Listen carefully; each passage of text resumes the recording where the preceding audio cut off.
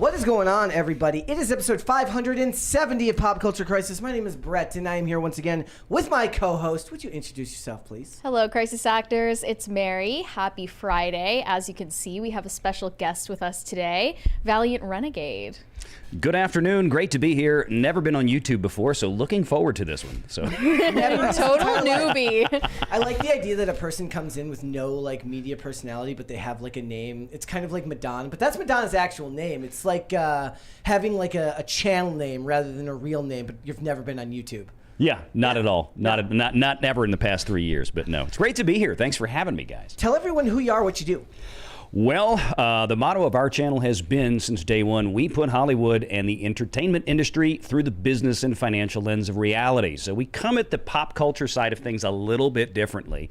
We look at the news and then we say, okay, from the business side of things, why was this done? Or why was this kind of money spent? Or what are the implications for this to the studio? Yeah. So we cover things like earnings calls, for Pete's sake. You know, things that nobody else was doing really before we got on the pop culture space a few years ago. I think it's important because, like, as much talk as there is about the ideological side of all of this stuff, which certainly gets bogged down in the discussion, if you want to talk about, you know, getting down to the basics, to the bare bones of it, why they're making it, why does stuff keep getting made, financial elements matter, because then you can say, like, look, like it or not, even if the movie was good, if it didn't make any money, they shouldn't make another one. Like it or not, if the movie was bad and it made a lot of money, they're going to make another one. And numbers, they can lie if they know what they're doing with clever accounting. Yes, we'll get to that, I'm sure. To me, it's a lot easier to hold on to. Like, it's a lot easier for me to, like, I want to grasp the numbers in a way that help me understand whether it needs to exist or not, rather than just saying, it has a good message, therefore it needs to exist. Yeah, and I know that's the thing these days, right? We want to push the message. That was a quote, actually, from Jennifer Lee, who runs what used to be John Lasseter's job at Disney and Pixar and everything. That's, hey, Strange World was a bomb, but it was about the message. We need to keep pushing that. We just talked about that the other day on from the Film Thread article. Yep, that's what we're calling it. Yeah, we're talking about Alan Ng and Chris Gore, our friends over there at Film Thread. Yeah, absolutely. So, guys, we got a bunch of stuff to get into today. It's going to be a lot of fun. We have a very special movie review for you that I'm sure every single person here is going to be excited about. We went and saw The American Society of Magical Negroes. We had an absolute blast, as you can tell. As you could probably guess. I'm going to give you guys a teaser. I hated Indiana Jones 5 more. I agree. Weirdly enough, I agree. Yes. So we're going to talk about that. We're also going to talk about Disney. It looks like they're cooking the books over there at Disney on Star Wars. So there's this new SEC filing that came out. It's all related to the way that they're battling the Trian Group with looking to looking to get rid of the activist investors that want to, you know, get their spot in the company. So we're going to talk about the fact that they're saying that Disney has made about $12 billion from Star Wars, and we talked about this last. Yeah, that face is exactly what we were. Yeah, I started running some math on that, and that math don't work. It's not mathing. So we're going to talk about that. We're also going to talk about more bad news over at Disney. Marvel is just on a canceling spree. One of which is the Eternals Part 2, which of course I just said, why were they going to make Eternals Part 2 anyways? Nobody watched the original. Like, I wasn't even aware that there was an Eternals 2 in the ether somewhere. Yes. Especially after that Kumail Nanjiani interview. Yeah. That was so bad. Did you see that? He was like...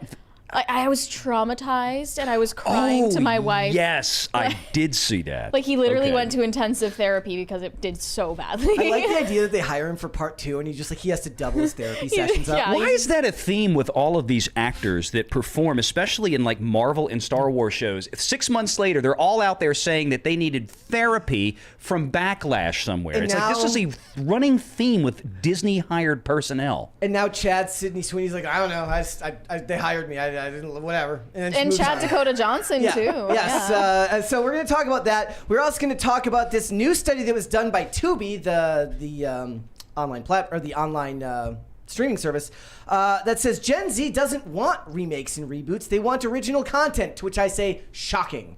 Right? I guess it could be fair to point out that there was a time when millennials and Gen Xers were rosy-eyed enough to believe that the properties that they grew up loving in cartoon form would be made into faithful adaptations. But that day, my friends, has long since passed. So we will get into that. We got a bunch of other stuff. But before we get started, guys, would you hit the like button on this video and subscribe to this channel if you have not done so already, please and thank you. Share this video with your friends. We want more people to come in here, hang out, watch this show. You know, get more people involved. It's a multi-level marketing scheme. It really is. It's good. Also, remember, all Super Chats, $20 and over. We will interrupt the discussion. We will read those Super Chats right then and there, and then we will get back on topic as fast as we can. Perhaps you have questions for you about whether we're going to have Disney going out of business soon, or if you got questions about how they move the money around. I probably should have asked you this before we went on air, but should I call you by your real name? No, I try or to. Your fake name. I try to. No, I just keep it to Valliant Renegade and VR. Okay. And I've told people before. The reason is, especially my industry, people know that I've been in the financial industry for 20 years, doing this, which is why I got into doing what I do on YouTube. I've always loved movies, Hollywood, film, and television, but I understood the accounting and math side. So I kind of put them together. But yeah, I kind of keep the real name secret just because I don't want people messing with my career. I'll just call you Valiant. That's fine. That's what most people do. He's a superhero. He's got his own secret identity. There we go. Yeah, that's it. It's cool. All right, so let's go ahead and if you guys are ready, we'll just go ahead and get started. You ready? Yeah, Ready? Let's do it. All right, let's do it. First things first, we did mention it yesterday. It wasn't a topic, but the Crow reboot trailer has bombed, ladies and gentlemen. Nobody gives a crap about this thing, and I'll tell you why. Beyond the fact that I've collected, like, Cosmic Book News has collected a list of things of people saying, like, negatively about it. More importantly, though, if you go over to YouTube and you have the extension plugged in, the movie is sitting at 44,000 upvotes to 54,000 downvotes. That is I'm surprised that this many people even care, actually. Yeah. That's impressive. Look, They're pulling You know Disney what? numbers on those downvotes. That's They're impressive. disliking Yeah. it because they're like, how can you make a reboot of The Crow when there's a genocide in Gaza? And all my critiques for this film are going to be the same thing I'm going to have for Blade, which I understand, right? Which is that it looks too polished, was what I said. It's too digital, it's too clean. You can put all of the rain and darkness you want. It looks too clean, and it should have been shot on film. Yes. Right? Okay, somebody else pointed out to me, they said, The Batman, as much as I didn't like that movie, did a fairly good job of making a clean movie look grimy. Right? And Blade is going to suffer the same problem. The same thing was true for the Matrix reboot, continuation that came out in 2021. It was too clean. It was too colorful. It didn't feel like the grimy black and green colors of the original Matrix movie. And there was, and anybody who decided a Post Malone song was the trailer song for a Crow movie is dumb and is dumb. It was not just They're dumb. Post Malone, but Ozzy Osbourne, like, sounding like a baby dinosaur in the background, like, wah. There's a whole bunch of industrial really artists bad. that they could have used from the 90s. Like, to Okay, but actually I was just watching the Interview with the Vampire sequel where the show or no, the movie. Yeah, where the vampire, like, it wakes up from the sound of a new metal band. That's all. After 100 years in the coffin. And I don't think they should go for that vibe either. Like the Underworld franchise. The Underworld movies with Kate Beckinsale. Yeah. Like, those early movies did a better job of capturing that tone than this did. It really did just look like... And they were good. Yes, they were. I love the original. I love the first Underworld, right? Yeah. Like, those are... I don't like the term guilty pleasure, but I have no problem watching those movies. Yep. Not at all. I mean, I don't have a problem watching the Resident Evil movies either, but... not the recent ones, but the ones that were made a couple of years ago. Yeah. Kind of a random decade question, but you might remember this. Did the Suicide Squad make its money back in the box office? We're talking about... Sorry, the first one. Okay. The first one. Sorry, that V right there is deceptive. If I'll have to look it up because I don't even remember what the grosses were on it. Wasn't it like 700 to 800 Did the first one do that well? Yeah. I couldn't remember. Then if it really did that well, then I would say then yes, it probably did fine there because again.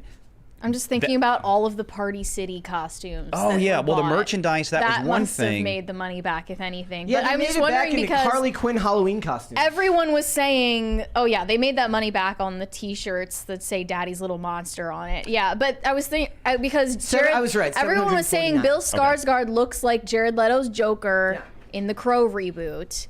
And nobody at any point in the process of greenlighting this mentioned that. Maybe you should make a change because it looks bad.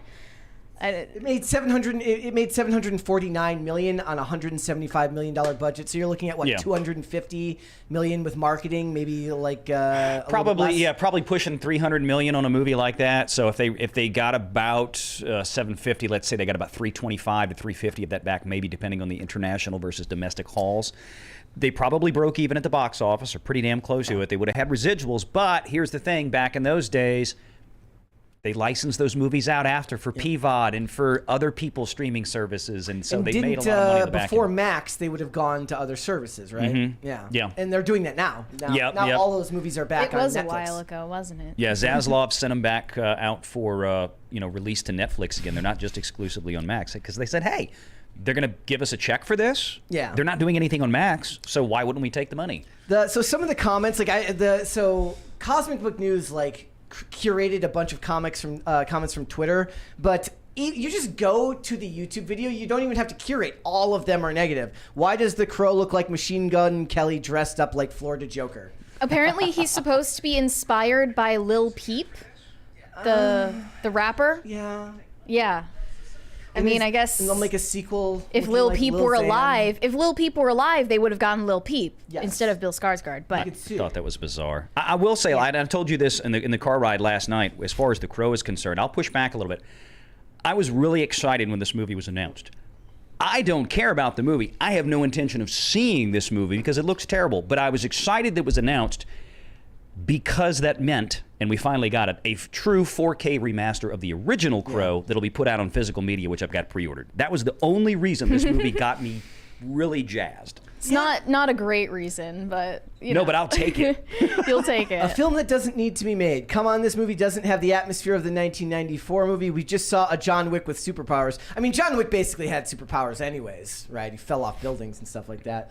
It says, I'm going to make a remake. He says, I'm just going to remake it really, really badly. Why does the Crow look like Machine Gun Kelly dressed up like Florida Joker? Yeah. The Crow, we got to talk Florida Joker. That's the thing, because when Grand Theft Auto 6 got announced, they had a character that looked like Florida Joker, and Florida Joker sent them like a message and tried to sue them. Mm-hmm. Oh, Lord. Every 90s goth kid playing Burned by the Cure over and over tonight to try and brain bleach this trailer from our minds. Yeah, it's just too clean looking, right? That's the worst part, is what is the soundtrack going to be? One of the best parts about the original film was that iconic soundtrack. You had STP, Stone Temple Pilots on there. I mean, it was such an amazing soundtrack. And you can't recapture that magic. And somebody pointed out, they said, where are the street gangs? Why does it look like it's the evil, like an evil corporation or like an evil crime boss? All that stuff is fairly true, but I got no emotion from this trailer. I got zero emotion from this trailer. Like, what the hell is the fascination with making everybody look like a SoundCloud rapper? Yeah, that's true.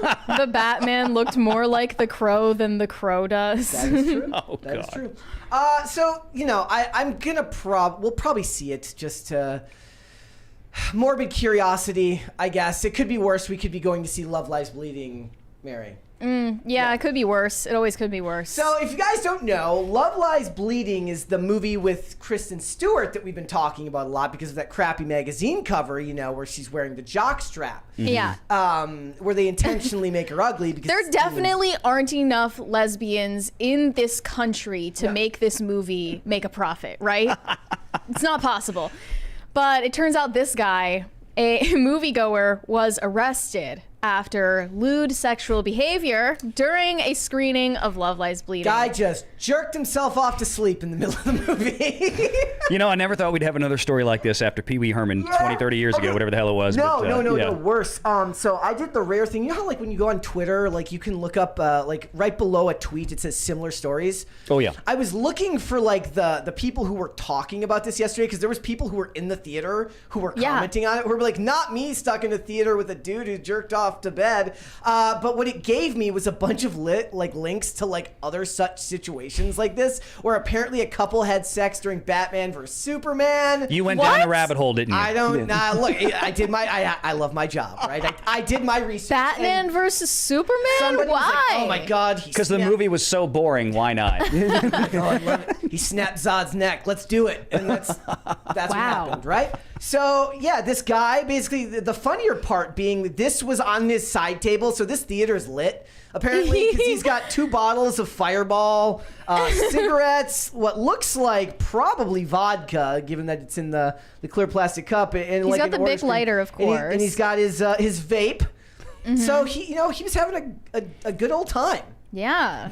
Just I have absolutely wasted. I have the censored version of the picture pulled up, but even I don't want to pull that on screen. No charges have been brought forth because Detroit.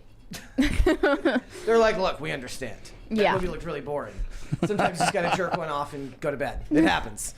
It's like the chair reclined. What do you want me to do? Also, it's kind of lame that he didn't even finish both bottles. Like, was that really what it took to knock him out? Like Yeah. full-size bottles? We're talking about like little airplane. They're like the airplane bottles, Okay. right? So, Yeah. like, if all it takes is a half of a Fireball to knock him out, then the dude was probably tired already. He's lightweight. Yeah.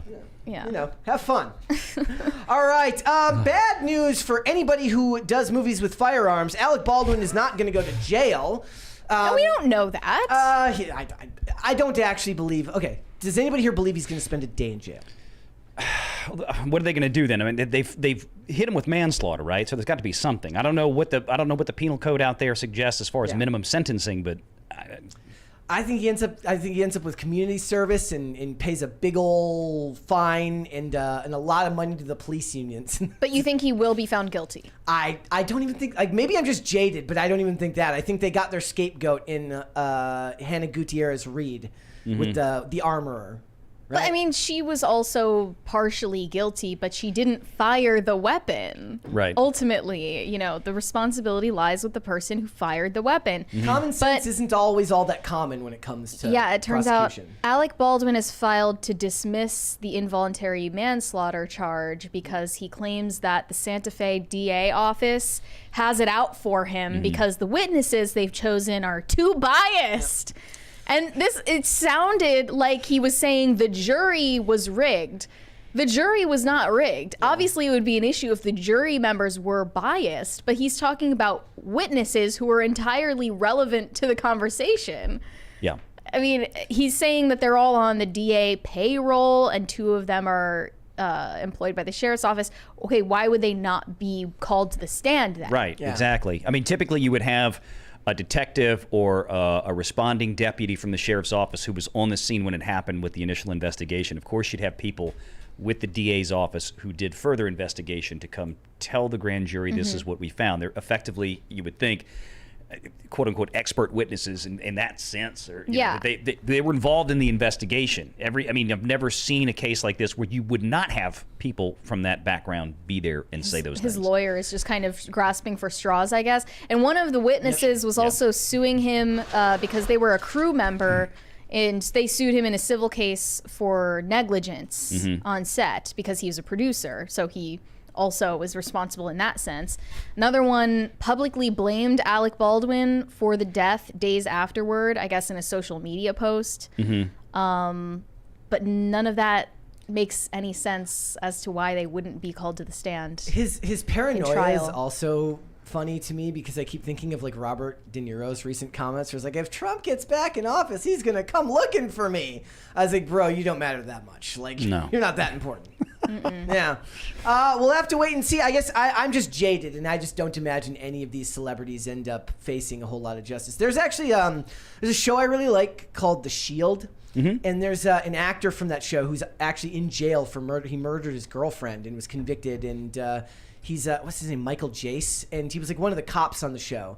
Oh, I think I know which one that was. Yeah, he was gay, and it was like a big. And it was like the show was from the early 2000s. So Yeah, him about being Michael gay- Chiklis, and I remember it. So in that show, like he played a really significant character, and it was actually pretty big deal at the time to do a character like that in the early 2000s. And he ended up going to jail for murdering his girlfriend. He's still in jail now. Wow. Yeah. So, all right, guys, let's go ahead and move on then. Mary, you sent me this one earlier. This didn't turn out the way this person thought it would. It's freaking hilarious. Okay, so a video game called Dead by Daylight hired a voice actor who happens to be transgender, identifies as female, for a character, I'm not kidding, called The Unknown. It might call back to the Wonka scandal, the Wonka AI scam. Was that really a scandal? I mean, that was just fun. So it ended up that the character was a deformed mutant in a miniskirt who appears to have died by hanging. And they're extremely offended at the result. So this actor is called Zoe Alexandria. They posted, regarding my recent viral witch hanging, I voiced the character The Unknown in Dead by Daylight. At the time of voicing, it was a great experience. I was told at the time I was voicing the character that there was no model and that the creature was supposed to be amorphous. They had no model design before I recorded my lines, so it's my assumption that the design team took my medical history and my ability to use multiple voices as an opportunity to create character models that encapsulate my medical history as trans and capitalize on catering to the transphobic community. So now we're in a community. We're a community. I reject that whole, like, one of the most annoying things about anything in this world is when everything gets referred to as a community. Bro, no. Well, no, I'm in the transphobic community. I was tricked into voicing a stereotype. Since yesterday, I've been virally harassed for being trans by thousands of people. Many folks in the trans community are up in arms over this, and rightfully so. I feel that reparations from the team that deliberately tricked me is the only logical next choice of action. I am so upset, so infuriated that people are comparing trans people to these clearly transphobic characters. I know. Okay, this person says in their own tweet, I was told at the time I'm voicing a character, there was no model. The creature was supposed to be a more... You signed a contract, you did your job, you got paid, shut the hell up and go away. Or don't work with the company anymore if you really don't like it. But this idea that you deserve some reparations because the zombie character you knew you were voicing for doesn't meet your likeness. Give me a break. Like, who in their right mind who's like funding projects wants to work with people that are going to make every aspect of it a living hell? Yes. Like the average, like what's sad is it actually says more about their internal struggle, right? Because to me, like if a really handsome person gets hired to play a character and they're like, oh, we don't know what the character is going to look like, and they get done and the character's just like super ugly and disfigured, they're going to laugh at it. They're not going to be offended by the fact that the character. Oh, you mean they're not going to sue the company? Exactly. Oh, okay, yeah. Okay, well, this is kind of a misrepresentation of the actual situation because I'm looking at other videos of The Unknown, the characters that are like these zombie creatures. They aren't all dressed like that, and it's a huge stretch to claim that it appears to have died by hanging just because it has a bent neck. Yeah. It says the images of a skin from The Unknown, the base appearance of the character is wearing male clothing. That the voice actor has done both male and female voices is due to the character's background as a monster that steals appearances. So the monster is trans. I just, the things that people get quote unquote offended by or pissed off over these days, it just never ceases to amaze me. It's like the biggest bunch of babies on earth. I mean, you're doing a voiceover for a zombie video game character. I just see stuff like that and I'm like, how, like, it's got to make life long and arduous to like be that upset about stuff all the time that is related to your identity. Yeah, you wake up every day pissed off with the world because what? I mean, it's no way to live. No, it's not. Mary's like, I want to play this game now. Well, they're saying now the skins themselves were never the issue. Lack of communication was. Okay. Please stop boycotting behavior. They are not transphobic. It's wrong to take bits of info and jump to your own conclusions. They're a good company and has been nothing but kind and supporting through this process. So they're saying it's the problem is the gaming community, not the game studio. No, That's because what the voice actor is saying. If they contracted this person and, you know, to just come in and do this, I mean, if she was really concerned or he was really concerned about what this character was going to look like, sound like at the end of the day, then ask them before you take the paycheck. Ask them before you sign the contract. But, I mean, gaming community, quote unquote, oh yeah, we're so terrible these days, I guess. But also, like, doing that would severely limit the amount of work that you're going to get if you have to have such stipulations. Exactly. Yeah. So you got to pick and choose. You want to get paid and pay your rent or be broke. It was just funny. All right, Mary, it's time to do the movie. Should we just do the movie review? Sure. Let's do it. Yeah, last night we had the pleasure of seeing American Society of Magical Negroes, starring Justice Smith. It's directed by Kobe Libby, a first-time director, weirdly enough. I just found that out. Actor before that was in Doubt. And a couple of other so things. this was a first directorial debut. And essentially, this is about a timid beta male who just so happens to be black, and he's also a shitty modern artist. He makes yarn sculptures that are really bad. And to be fair, that's actually played as a joke that he thinks they're bad too. I wasn't sure because this is a movie being made by pretentious art nerds. Presumably they would think that shitty modern art yarn sculptures are actually good. So anyway, he is a doormat.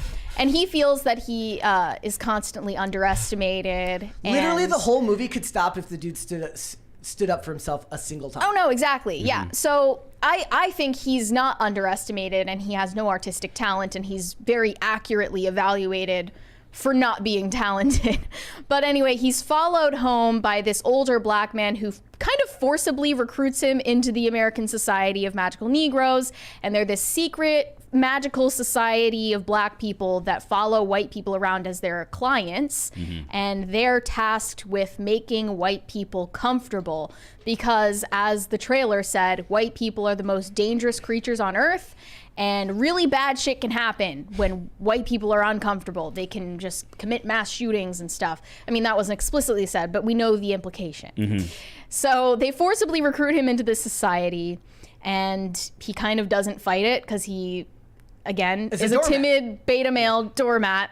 So they show him in training this Venn diagram where you have to be both authentically black and acceptable to whites. It's a very delicate balance. I could literally feel the college critical theory papers being written as we were doing this. Yeah. Oh, yeah. And for context, obviously, the magical Negro trope is definitely something that's talked about in film schools.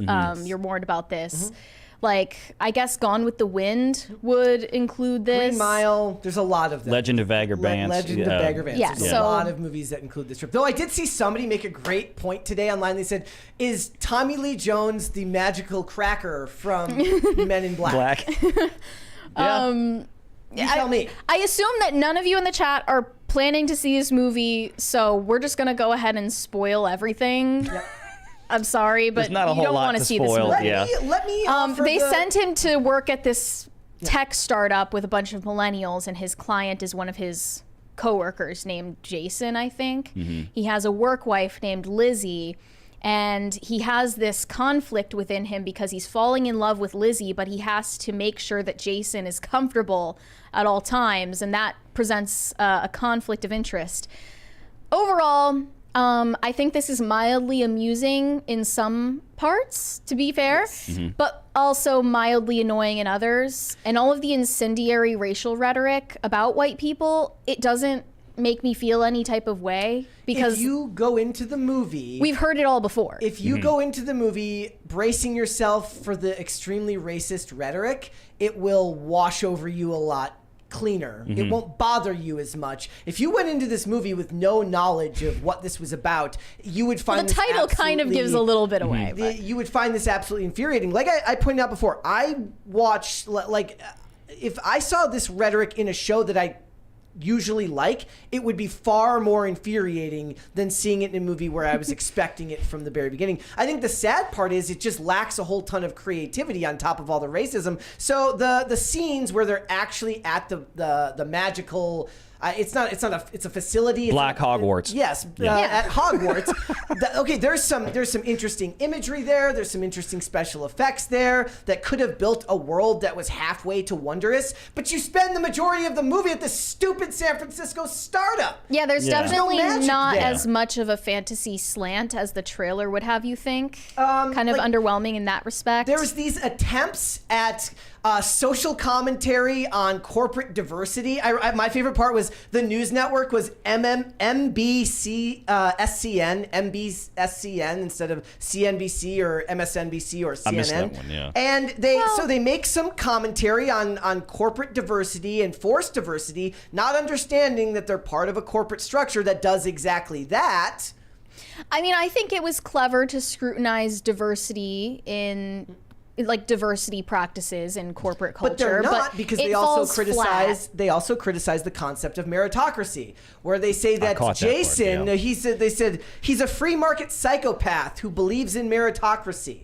Yeah, but the ironic part is that his work wife, Lizzie, is in actuality so much better at her job than he is, and she gets passed up on the opportunity to present her ideas to the CEO. However, this is just totally out of touch with the reality of how the tech industry especially works these days, which of course would have given her every opportunity, even if she didn't deserve it. So it's just totally out of touch with reality. And satire doesn't work when it's not grounded in some aspects of the real world. Because what was most confusing for me about watching this, I couldn't tell if it was satirizing the way that the real world works and like something that Black people actually think they experience in real life, or if it's satirizing what an ethno-narcissist would make a subjective read on reality due to their critical theory worldview. Yeah. In that way, it would have been funny, but if you're laughing at your own interpretation of the joke instead of the joke itself, is it really funny?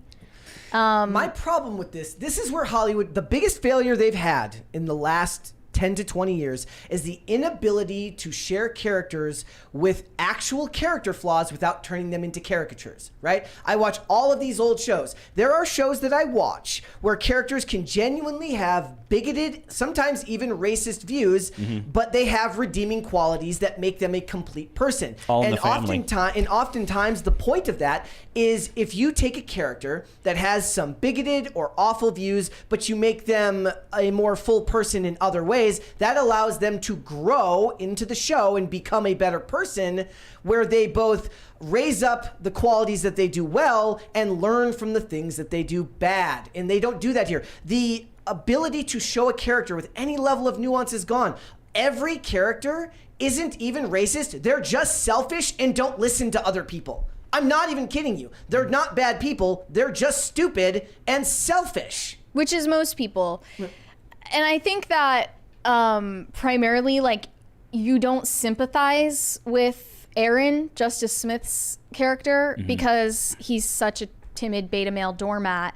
And you can clearly see that the reason people treat him dismissively is because of his weak personality and his palpable insecurities, not because of his race. Well, and like, there are plenty of overly accommodating doormat white males out there, if not more, in real life. That's just it. And that's what struck me was there were moments, and we were all, the three of us sitting there last night watching it, and there were moments where we were, laughing and chuckling at some of the jokes. And the first 15, 20 minutes, I thought, okay, this could be funny. This could be interesting. I thought the premise was good, but then it just zoned out. It went 30 minutes too long. And it's like you said, this idea that Aaron, the main character in the movie, was the way he was because of, as they presented it, an innate fear of white people, versus what you just said. He was just a timid, shy guy, like some guys are.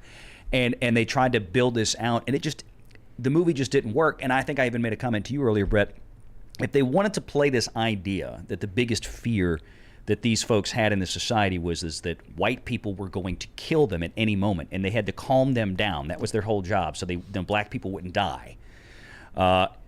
Set it during the Civil War. Set it during, set it during a time when you had like the Klan running around actively everywhere doing this kind of stuff. Then it would have worked. They act as if no progress has been made in the last however many decades, right? That's a problem. Kind of why it also, falls flat. so the idea here is that there is a lot of criticism as to whether the romance story, the rom-com element of this, was it a distraction from the message, or was it a worthy add-on to the story? I would argue that if they leaned more into the rom-com bit and away from the social commentary, they would have gotten a much better, more well-rounded movie that could have brought in a wider audience, but I don't think they want that. You don't get a sense that there's anything real or authentic to the connection between Aaron and Lizzie, because it seems like they're just falling in love on the basis that she is an ethnically ambiguous woman, and therefore they can relate on the fact that they're both unfairly dismissed or oppressed. And, well, except for the fact that Lizzie is actually talented and Aaron is not. But there's a $20 here from, can you read that one? Shashmiel. It was basically an overstretched Key and Peele skit. It was not, but not funny. As good. It was nowhere near as good. If Key and Peele had done it, yeah, it would have been bad. It didn't accomplish anything that Jordan Peele could have accomplished, like with Get Out. Key and Peele did a skit about this trope that's far superior to this film. But basically, to spoil it for you, at the end of the movie, Lizzie, you find out, is part of a different secret society, the SOSWAG, Society of Supportive Wives and Girlfriends. So that ultimately proves that even their love is fake, and every relationship is fake. There's no authenticity or connection. There are no loving relationships because they all can be boiled down to power dynamics. Yep. And we're going to get the Grievance cinematic universe. And I'm here for it. The GCU. There you go. The GCU. And it's just... To me, the funny thing is, like, there was the music in this show was like they were like, can you make like Harry Potter music? And it's supposed to be like whimsical, except for the entire premise of the movie is mean-spirited and cynical, and the music is at complete odds with it, which leads you unable to discern an actual tone in anything.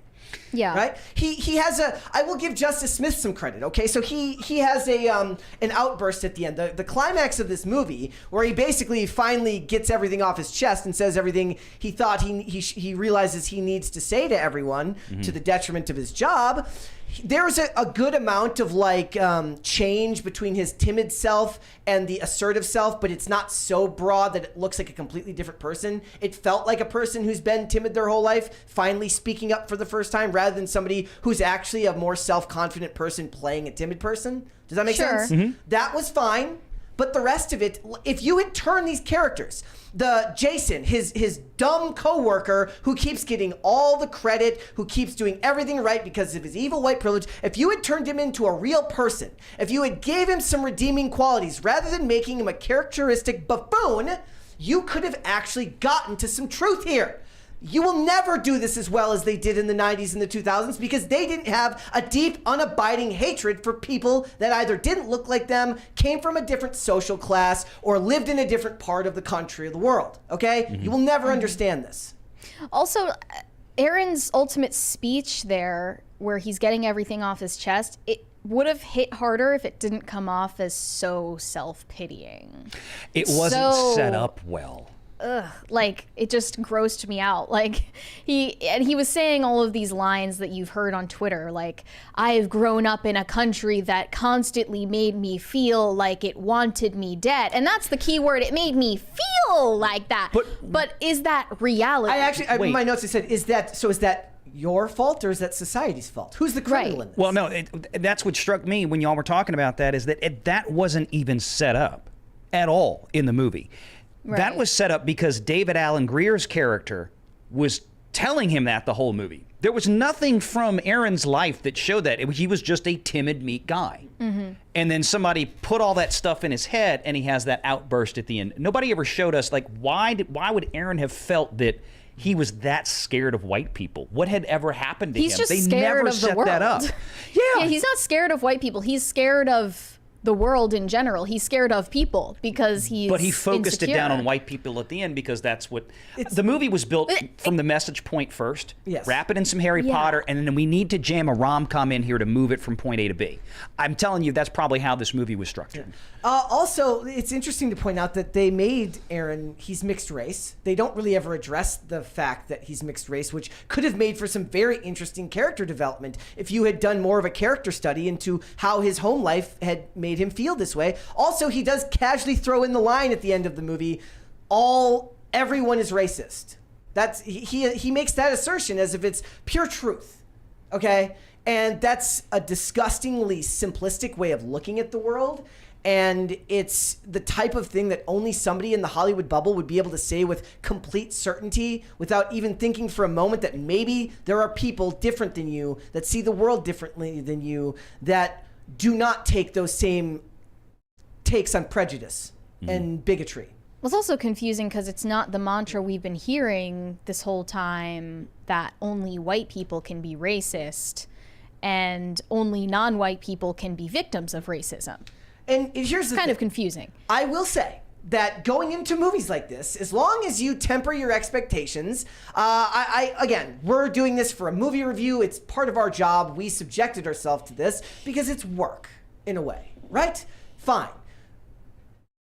I hated Indiana Jones 5 way more. Dial of Destiny was worse than this. It objectively was. Because it offended something that we already had that we loved. Yeah. Exactly. So there was nothing about this theme that I loved. What I actually see from this movie is the ability to that there are different movies in this that could have been pulled from it and made into something else. Lean into the magical elements. You make the whole first movie about his training. It's still stupid. The concept is still stupid and racist, but at least there's enough wondrous looking imagery to fill out a film and make it about his journey into this job. Don't spend the whole thing at a stupid tech startup in San Francisco, okay? The rom-com element also could have been turned into an interesting premise about two people from different worlds who are both too timid to approach what they want with any sense of assuredness, and you find your way there. You include some I guess some elements of racial discussion and feminist discussion in there. I still think it would sell like dog shit, but it could be its own movie. Well, I think that this movie screamed it should have been released on streaming, or it should have been released as a limited series on a streaming platform instead of going to theaters. Just the medium doesn't make sense, and also all of the themes feel dated because it's 2024. We're not in 2019 or 2020 anymore. This isn't trendy, and there's not an audience for this anymore. And all of these statements about white people is just gonna roll off any white viewers back at this point. We're not listening anymore. I'm telling you right now, and this is me speaking as a devil's advocate. If you want to have these discussions, if you insist on having these discussions in your industry, stop making the characters caricatures. Give them redeeming qualities and admit the fact that sometimes people have awful things about them, but they have redeeming things about them. You can do that, and you will get a far larger audience. You will be praised by calling your film complex. They will tell you that you worked hard to really develop these characters. I'm not saying it's not hard. I'm saying that you're going to have to hire people that actually know what they're doing. You're going to have to hire people that have done it before. There are probably legions of writers who worked on network television in the year 2000 that are still working that could give you nuanced characters of all races and genders, both genders, and giving you a movie with a far better script. That's all I'm saying. You can have the same producers if you want, but they would have to sign off on this. It's funny that diversity and representation was handled for decades far better in entertainment before the diversity, equity, and inclusion representation movement.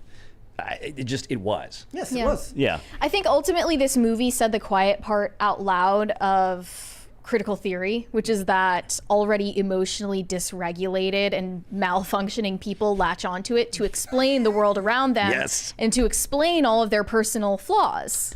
People are saying like that might take space. No, I'm saying that you can show racist white people. I'm completely fine with that. But show them as actual people who aren't just a caricature. This is not that hard. You would probably know people in your life that could fit this. Yeah. Brett, this is impossible because leftists don't have a theory of mind for people they disagree with. They're just evil. That's true too. No, that's why when you brought up, the lovable bigot, right? Archie Bunker, All in the Family, 40, 50 years ago now. That's how you do it. Yeah, like I said, there's this character on Third Watch. His name is Bosco. He says, I don't hate any one person. He goes, I hate everybody. And he's mean to everybody. And he makes stereotypes about everybody. But when his job comes down to it, he saves everybody as well. And he helps everybody. So you're forced to confront the idea that this person who is, you would then say, it's not that he's racist or sexist. It's that he's broken. It's that mentally there are aspects of him that are broken that he can't seem to fix, but those elements are tempered by the fact that he has a heroic side that also helps him become a more full character and helps you realize that we as people are far more complex than just one or two things that make for good headline fodder. All right. All right. So yes, go see it. That's what I'm saying. Go see them. All 8 of us in that 60-seat theater last night. There were the 3 of us, 3 other white people, and 2 black guys, I think it was, sitting up in the front row. That was it. That was the whole audience. So. I mean, it'll probably get more tonight. It's a Friday. It was a Thursday, so it'll probably do better tonight. Look, I would like everybody to watch a movie like this, but actually try to come up with criticism beyond just that it's really, really bad, but try to, and again, I know that this is completely a fool's errand, but try to help them understand that there are ways to fix this. We've got a $50 from Purple Poppies. Hey, Valliant, I'm not trying to out you, but I think I know you from high school, and you have yet to prove you're not who I'm thinking of. Does Mrs. Schaff / My Fair Lady / Stewie Stewell mean anything to you? If so, hey. If not, sorry for the mix-up. No, not really, but appreciate you. Okay, so you're not the guy. You'll have to provide more evidence, but without doxing, please. Yeah. Clear Room in the chat says Brent wants more True Detective season 1. Yes, but in this case, I think the better example would be I want more of The Wire circa the early seasons, where they actually treated everybody as a full character. So, all right, let's go ahead now that we're how long we're gonna get started? I guess started now, shall we? All right, 45 minutes. Let's go ahead and get into it. So we never watched our Cringe or Cute of the day. Did we have Cringe? I don't even know if we had Cringe. Yeah, we had Cringe today. It was the Advil. Oh, yes, God. guys. Okay, let's do Cringe. Right after we got out of the theater last night from that movie, we got this job. I didn't get to see it, so I want to see it. So this is something that's up on. You can buy this now. This is a real end cap at a store. But now let's watch the clip here, ladies and gentlemen. Believe in pain. Yes, I did like that too. Here we go. I should not have to beg my doctor to run tests or ask them to take another look. Ask them to take another look. Believe my pain. Wow, a roundtable discussion about systemic pain bias in medicine. A discussion about systemic pain bias in healthcare. I want to thank all of you and all of you for joining me today as we talk about this very important issue. I also want to thank the Pain Equity Project developed by Advil in partnership with the Morehouse School of Medicine and Black Health for inviting us to be a part of their commitment to addressing pain bias in Black communities. I should not have to beg. Tylenol's racist, y'all. Okay, I do want to point out that there's some mischaracterizations going on here where people are pretending like what they're saying here is that it affects them differently. I think what they're saying is that doctors don't believe them. Right. I mean, I think that's arguable if you're talking about women, but not about Black people. You mean just in the fact that like you could go to a doctor like it's my period, I've got cramps, and they're like tough it up. Well, they're like, oh, you need the birth control pill. But how do you even begin to measure this in a survey? I mean, how do you really determine? I mean, you'd have to go through. Think about this. You'd have to go through a lot of private medical records, right, to determine whether a person was actually afforded pain medication or denied pain medication, and then based on what was in that medical history where a doctor said, no, I don't think that's appropriate for you, or yes, it is. How do you even come up with making this assertion that there is a bias in the distribution of pain medication that's racially based? They're saying that they don't believe them, right? That there's plenty. I think that everyone can attest that a lot of doctors. So hashtag believe women, now hashtag believe pain. Yes. Okay, got it. Yep. Yeah, okay. That is cringe. That is. How do you know systemic racism is real? Just vibes. Vibes. All right, let's do some cute of the day. We need a palate cleanser, guys. Adorable. No caption. No caption. Says this is Miss Heidi Short. She paints. Oh, I believe it. She's adorable. She's talented. She is. Love it. Let's do one more here. This one is from Craig Covenant. Says, here's Bomba. She's our Karen kitten of the house that is always looking for the manager. This is the saddest cat I've ever seen. The Karen kitten, I like Cat this. does look like it could use a free coupon for not getting your order right. All right, let's go ahead and get started then, shall we? Now that we are 49 minutes into the show, ladies and gentlemen. So, if you don't know, right now Disney seems to be cooking the books when it comes to Star Wars. There's a brand new SEC filing out, and one of the slides in this SEC filing is claiming that Star Wars, the franchise, has made $12 billion off of a $4 billion initial investment, correct? Yes. Yeah. Earned back almost 3 times what they bought the franchise for. You're going to have to tell us. Is that true? Are they cooking the books? Well, okay. I realize that's simple expression to cook the books. I just want to be clear, regulators watching out there. We're not going to allege any crimes going on here. I added a question mark. Yeah. Thank you. Thank you, guys. I put a question mark to make sure that they know that it's. I'm not saying they did. No, I know. I'm asking a question. Are they cooking the books? No, I mean, in the sense that are they committing a crime or doing something nefarious here? No, not really. Yeah. What they have done here is there have been a multitude of SEC filings by Disney, by Trian, Blackwell's Capital, which is another proxy fighter against Disney. And Trian that's Nelson Peltz. Trian is Nelson Peltz. Trying to get a foothold into the boardroom at Disney. Into the boardroom, along with former Disney Chief Financial Officer Jay Rasulo. And then they've got a lot of shares from Ike Perlmutter, who was the one that sold Marvel to Disney back about 15, 16 years ago. He was responsible for the television arm of Marvel back in the day. Yeah, television, and they got Iron Man and Cap going, all that before Disney came in and bought it.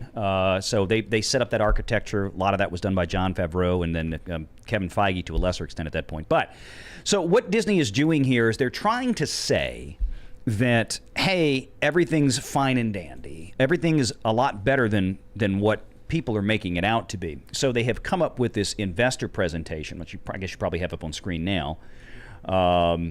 And they talk about a few of the franchises: Frozen, Toy Story, Avengers, and Star Wars. Then down at the bottom, in very, very fine print, this is how they're coming up with this. So if you look, they say that, what was it? Toy Story here, 5.5 times return on investment. Marvel, or the Avengers, 3.3 times return on investment, and Star Wars at 2.9. Let's show that here so they can get a quick image of what we're looking at here. They also include like the various milestones and steps as to what went on during the production of these projects. Right, and so what's key to understand is the way they're presenting this to the average Joe investor out there. They say, if you look at the bottom, reflects the ratio between revenue and investment on titles released following Disney's acquisition of the IP. Revenue reflects aggregate 10-year revenue streams, both generated, and here's a key word, and expected. Yeah. So we've got some phantom, we think this could happen in the next few years. In the fine print where you can barely read it. Right. Yeah. Now, what this includes is directly associated theatrical releases, including theatrical home entertainment, TV, both pay and free. This would include streaming, folks, as well as PVOD. You bought the movie on iTunes or Amazon or something like that. And consumer products. Does not include things like derivative revenue streams such as park attractions, nor does it include DTC originals associated with those franchises or pre-established franchise consumer products revenue. Which is interesting because they included that in the graphic. Yeah. So here's the first part. Let's look at, take Toy Story, for example. They didn't say Pixar. They said Toy Story, specifically Toy Story. Frozen wasn't an acquired IP. That was created at Disney. Now let's go down here. Now, at first, you look at this and you see the Avengers and you think Marvel. But it's not Marvel. It's just the Avengers. Yeah. They're not including the $4 billion they paid to Ike Perlmutter, about $3 billion of which he still has in Disney stock, which is what Nelson Peltz is voting, folks. Okay, that's where he's gotten a lot of those shares from. It's strictly, if you read the fine print down here, what they're getting this 3.3x return on capital is the following: Avengers, Age of Ultron, Infinity War, Endgame. 4 movies. Forget the $3 to $4 billion they've dropped, that they've spent with literally no return because it's on Disney Plus, on all of the Disney Plus Marvel series. That's not included in there. Guess what? Same thing with Star Wars. All they've included with Star Wars, if you look at it, is, according to this, in Disney's own words, I got to scroll over to it. Sorry. We've got The Force Awakens, Rogue One, Last Jedi, Solo, Rise of Skywalker. Here's what's not included in there after they spent the $4 billion, which is not included in this figure, to buy not Star Wars, but Lucasfilm. Lucasfilm included Star Wars, and included Indiana Jones, and included Willow, all the properties under Lucasfilm. Also a very functional and profitable Skywalker Sound and ILM, Industrial Lights and Magic. Post-production. Yep. How much of the $4 billion did Disney spend on Lucasfilm that they're attributing to Star Wars. Let's say that now, realistically, the bulk of that $4 billion should have been for Star Wars when they bought Lucasfilm. But let's say Disney is only assigning $2 billion of that purchase price. So you can really jack the return on capital up depending on what you're considering your capital to be. It isn't $4 billion. It can't be. Because other things, like I said, Skywalker Sound and ILM and all these other properties, these valuable properties were in there. Granted, even though Star Wars was and they're not including the money they've spent to then continue to make, like making... nothing on Disney Plus is included. Nothing on Disney Plus, but also none of the theme park rides. Theme parks. Make any money. $2.5 billion of CapEx on 2 Galaxy's Edge theme parks and the Star Wars Hotel, which was about $500 million, so $2.5 billion total, which they have closed. After a year of operation, and then had to write the remaining whatever they hadn't depreciated yet on the building. The other $350 billion, I think, is what they wrote off last year during one of the earnings calls. Wouldn't that be nice to be able to write off $350 billion? Right? Yeah. So all of this, basically what they did was they said, this is what we made on the box office for Star Wars against, and then that included some consumer products. Which, again, they said not classic Star Wars, just the new stuff. But here's the other problem with it, too. They said it didn't include DTC originals, right? It didn't include The Mandalorian and all that stuff that they spent between those 3 seasons, between Andor. Andor was like $250 million. Yeah, we're talking over another $1 billion of CapEx to make those Disney Plus shows, minimum. But what is included on there, and this is where the whole issue of the 10-year expected return comes in, and this is where the bullshit really is, okay? The bullshit is in the fact that where do these movies now go? Both Marvel on here and Star Wars once they leave the theaters. They go to Disney Plus. Well, that's literally moving a $20 bill from the right pocket to the left pocket in your pants and say, look, we made $20 over here. Holy shit. It doesn't work. Now, you can do that. It's fine in accounting because there is a multitude of corporate entities under the Disney banner. Hundreds and hundreds of separate LLCs and different corporations. On top of the other studios like Searchlight, 20th Century Fox, So the way they do this, folks out there watching, is that Disney, for example, used to have a contract with Netflix. And if you remember, all the way up until 2019, when Disney Plus started in late 2019, you could go find all of the Marvel movies, even the Star Wars movies. They were on Netflix. It was a multi-year, multi-billion-dollar deal with Netflix for that. That was a genuine cash flow. Netflix cut a check for that $1 billion over time, a couple of years. But they cut a check for that. That was revenue into Disney. What Disney does now is that when a movie leaves the theater, in order to say, oh no, the movie was successful. Y'all remember when The Rock last year tried to tell everybody that Black Adam was successful? And they showed the numbers? Well, that part of that was Warner Brothers paying itself for that pay one window for it to go on Max.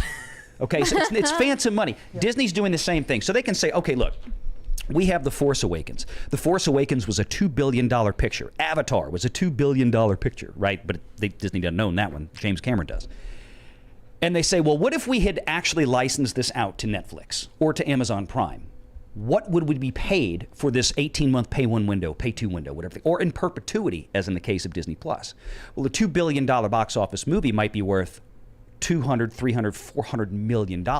Disney just paid $75 million to get a short stint for Taylor Swift's Eras Tour. Now start doing the math on some of these big pictures.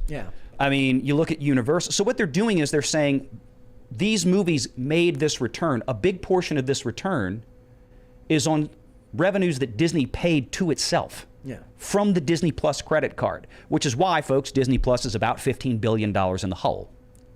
DTC in general.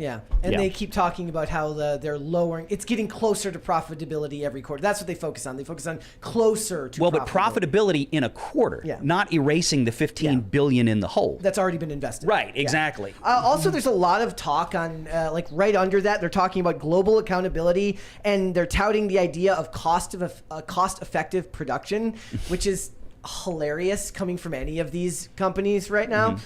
Reducing the content output, which they're trying to frame as a good thing rather than what it is, which is that our products aren't making the money they're supposed to be making. We're not having the subscriber growth that we were hoping to have at this point. Therefore, we have to pare back what we're spending because we have to save money somewhere. Yeah, Yep. It says we've reduced content output with fewer projects and improved quality. We're targeting a 4.5 billion reduction of annualized entertainment cash content spend. So Bob Iger, he's saying we're going to spend less and make less at the same time. Right. And now they're kind of what I felt like when I was reading through the SEC filing was that they're trying to make it seem better than it is because of what's going on with Nelson Peltz. Right? That's basically what this is. Yeah, it's a big smoke screen. And we've talked about this before. I mean, we actually cover the Disney earnings calls. We'll be covering the Disney annual shareholder meeting. That's the spiciest one of the year. The Disney annual shareholder meeting, I believe, is April 3rd. We'll be live for that as well. And we usually get a pretty big crowd for those things. But that being said, what they're trying to do right now is look at how good, and Bob Iger talked about this at the Morgan Stanley conference a couple of weeks ago when he did that, 2 days before Nelson Peltz's town hall that he did with Trian. He said operating income is better here. OI is better here. Operating income, EBITDA. So these are all profitability metrics, right? But if you dig into it and you realize that the vast majority of this boost in OI, operating income or EBITDA, earnings before interest, taxes, depreciation, amortization, it's a profit metric. And it's a key profit metric on Wall Street for sure. But what it means is in Disney's case, they've gotten to where they are because of the cuts, like you were just talking about. They haven't grown that much significantly. Yeah. It's mostly the cuts. The problem is that you can only cut your way to profitability for so long. You can't cut your way to growth. So they have to be producing content that's engaging people. That's why they're hanging all of their hopes. I'm going to tell you right now, I'll be willing to bet, I'll say it right here, Deadpool 3 is going to have one of the most robust, biggest spends on marketing that Disney has probably done in a few years. Because Bob Iger made it plain he was really looking forward to that one this year. Like he's in his world, the future fate of the MCU will hang in the balance on how well the performance of Deadpool is. Yeah. I don't think that's the case. I think Deadpool is going to be an outlier. I think it's going to do well. That's what I It's said. weird because Deadpool isn't even considered by consumers in the same way as MCU films. No, but they're going to try to use the movie to parlay and leverage it into that. Did you see that Henry Cavill is supposed to make a cameo as a version of Wolverine in that? They're talking about him being Wolverine, yeah. What version of Wolverine? Like Berserker. So like he's going to be like there's going to be variants of Wolverine and variants of because we got a multiverse, Mary. Yeah, they can come from anywhere now. Also, You can do anything you want. Another thing that they were pushing here that it seems to be what they're doing to try and bolster confidence is they've re-announced Patty Jenkins doing Rogue Squadron, of course, because she's not doing Wonder Woman 3. Did they re-announce that, or did Patty come out and say that? Patty came out and said that. Yeah, that's right, Ryan exactly. Johnson still working on his trilogy. Patty, she says I owe them a script. I was like, I thought that movie was canceled, right? Like, she said, when I left Star Wars to do Wonder Woman 3 and I started working on that, we talked about, well, maybe I'll come back to Star Wars after Wonder Woman 3. So we started a deal for that to happen.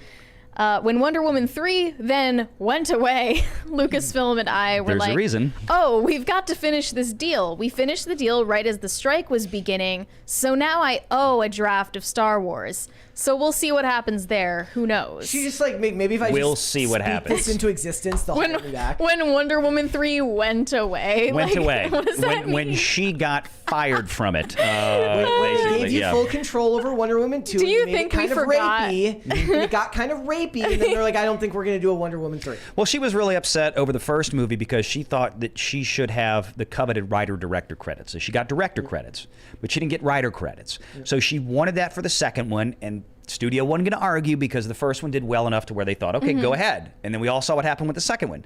Patty Jenkins is a very competent director, especially with Wonder Woman, but when it comes to actually screenwriting, That's a different skill set. Yes, and your it is. writing is the reason why the second one is hated. That was poo. Yeah. So then she continued, they have a hard job in front of them of what's the first movie they're going to do about Lucasfilm. They have other directors who have been working, but I'm back on doing Rogue Squadron. We'll see what happens. We need to get it where we're both super happy with it. Mm-hmm. But that's still not confirmed to be officially happening. Sitting on the shelf with Ryan Johnson's trilogy outline. I'm just telling you right now. She said she would be absolutely happy to make Rogue Squadron, adding the emotion of Star Wars and what it stands for is something so beautiful in this world. If I can do something beautiful and do something that serves that audience, I would love to do it. I love when they speak in these like verbose ways when they're trying to pitch themselves to people or pitch their products to people. So, all right, Mary, let's go do some super chats there. Okay, Andrew Jacobs said, "Hi Mary, please book future VP Clint Russell." Could do that. Sure, I guess. I don't know How about this? How about this? We'll do that when he wins vice president, when he becomes vice president. Only then will he be worthy. Shane H. Wilder said, "Happy Friday, Brett, Mary, and Valiant Renegade. Brett is still abnormy. Accept it, Brett. One of us. Google gobble, Google gobble." No, unfortunately, you're wrong because I asked the chat, and the chat confirms I am in fact a normie. I'm just a normie. It's not true. Sorry. T-Dog said, "I dare you guys to watch Nymphomaniac Volume 1 and 2. I've never heard of that. What is that? We'll have to watch it. Have you ever heard of that? I don't know.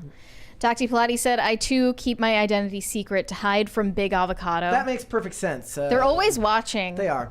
And my Big Avocado agent is watching me through my phone. Let's hold off on the rest and we'll come back after the fact. Let's talk about the fact that Marvel, ladies and gentlemen, is on a canceling spree again, just like Disney. Yeah, thank God. Just like Disney and Star Wars was all their stuff and everything's getting canceled. Now a whole bunch of Marvel properties are also getting canceled, including Captain Marvel 3, Eternals 2, Ant-Man and the Wasp 4, and to which I say, who the hell thought Eternals 2 was going to get made anyways? That was mind-blowing. Yeah. But a lot of the MCU fans are salty right now because they feel like this is robbing the female Marvel fans of their representation with Brie Larson. One said, "So Thor is allowed to have 3 flops and still have another movie on the way, but if a female-led franchise has 1 flop due to factors outside its control, then it's canceled? Okay, Disney, F you then." Which movie? Wait, factors outside its control. In which movie are they speaking about there? Now, if they're talking about Eternals, are they referring to the fact that she's talking about the Marvels. Okay. She's talking about the Marvels, which made $206 million worldwide. Yes. On a budget of $220 million with marketing. More than that. More. Because they did a lot of reshoots. No, I'm saying just bare minimum, though. Bare minimum. Bare minimum, it lost Disney $200 million more or less. Okay. Yep. So, and then according to what you told me yesterday, Brett, at least Thor: Love and Thunder made Disney possibly 10 million, 5 million, 10 million, maybe. Okay. Thor: Love and Thunder came close to breaking even. Still a flop. Still a flop, but not as egregious of a flop as the Marvels. No. So, but still, factors outside of their control, meaning misogynists, and what else? COVID. No, I imagine they would use COVID for the extreme weather events that were preventing everyone from going to the theater to see the Marvels. Oh yeah, for the Marvels. Yeah. I remember that whole BS. No, it's just bad. The problem is that the Marvels exists inside of this new Phase 4 and 5 system that just none of it works. None of it works.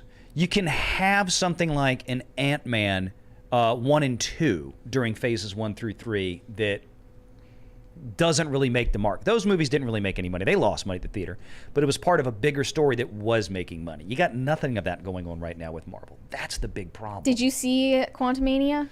Yes. What'd you think? I didn't care for it. It sets up Jonathan Majors. I guess that's all it was supposed to do. Yeah. But it was pretty preachy, actually, about like his activist daughter, and she's taking the reins of the Ant-Man franchise. That's what I said. They take all the older characters and they're trying to steer it into that, and it doesn't work with the new characters. So why pollute and kill the old characters with it that could still make you money? I mean, that's what they did with Thor 4. Thor: Love and Thunder was terrible from that end. One of my problems with what Paul Tassi said in the Forbes article, he says, "I think The Marvels was probably the movie alarm bell that set all of this off. With the $200 million secret invasion was probably the show alarm instead. As I think both Eternals and The Marvels were underrated given their performance, I can understand why sequels would not be pursued. However, I don't think it's wise for The Marvels to just ditch Captain Marvel and Iman Vellani's Kamala Khan. They should be given more to do, not less, given how great she is in the role." I would say you can keep Kamala Khan on as an Avengers character in the future. I don't think you continue on with Captain Marvel. Well, that is kind of what they're trying to do. Yes. They're showing the young Marvels. They're introducing the young Marvels to take over as the young Avengers. Another tweet said, Captain Marvel, my favorite superhero of all time, who is also a role model to many girls and women around the world, is most likely not getting a third movie because this fandom is full of dude bros who hated on the Marvels for no reason other than misogyny since it was announced. I'm so done. F them all. You know what the problem with that statement is?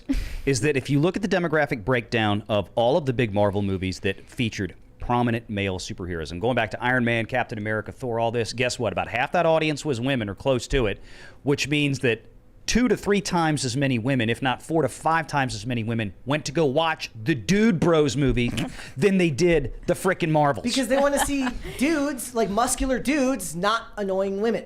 It's like, look, I've said this before.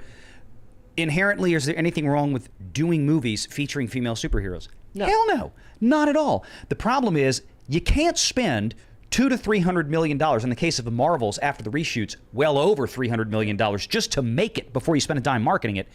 You can't do that because the audience for those films just are not there. Yeah. So Simply ironic not there. that the feminist female representation movie was actually facing troubles because there was a cat fight on set Supposedly. between Brie Larson and Tiana Paris. Oh, that's what's funny about it. So I read Tiana Paris's comments about this, about the Marvel. She says, I would hope that people would give it a fair shot by just seeing it or trying it. If you don't like the first 10 to 15 minutes, fair enough. Your time is precious. But we make these films so that it can be an escape from your real world in a moment for levity and joy and fantasticalness. No, most of the time, that's not really what it is. The problem is, now if she's talking about watching it on Disney Plus, fair enough, but you can't really go to a theater to see something if you like it for 10 to 15 minutes and then a la carte leave and Can go you imagine elsewhere? bringing your 3 kids to see the Marvels? You spent, what, $200 and then you see 15 minutes and you're like, oh, we'll pass. Yeah. You're so out of touch. I mean, I'm sure she didn't mean anything by it, but you sound out of touch. And here's the thing. We're moving into the X-Men and the Fantastic Four phase of Marvel now, where the landscape is going to change dramatically. Now, how well they manage to pull that off, I think, is anyone's guess, and I think most of us would err on the side of not well. Yeah, I actually can't believe that these people exist. In the replies, not only misogyny, but racism, since 2 of the leads were POCs. Sorry, but Another Iman said- Vellani was the best character in that movie. Yeah. Yes. Yeah. Kamala Khan was most the best of the character in that negativity movie. at least gave her some praise. Yep. Dude Bros made Marvel lose its spark and it will never recover.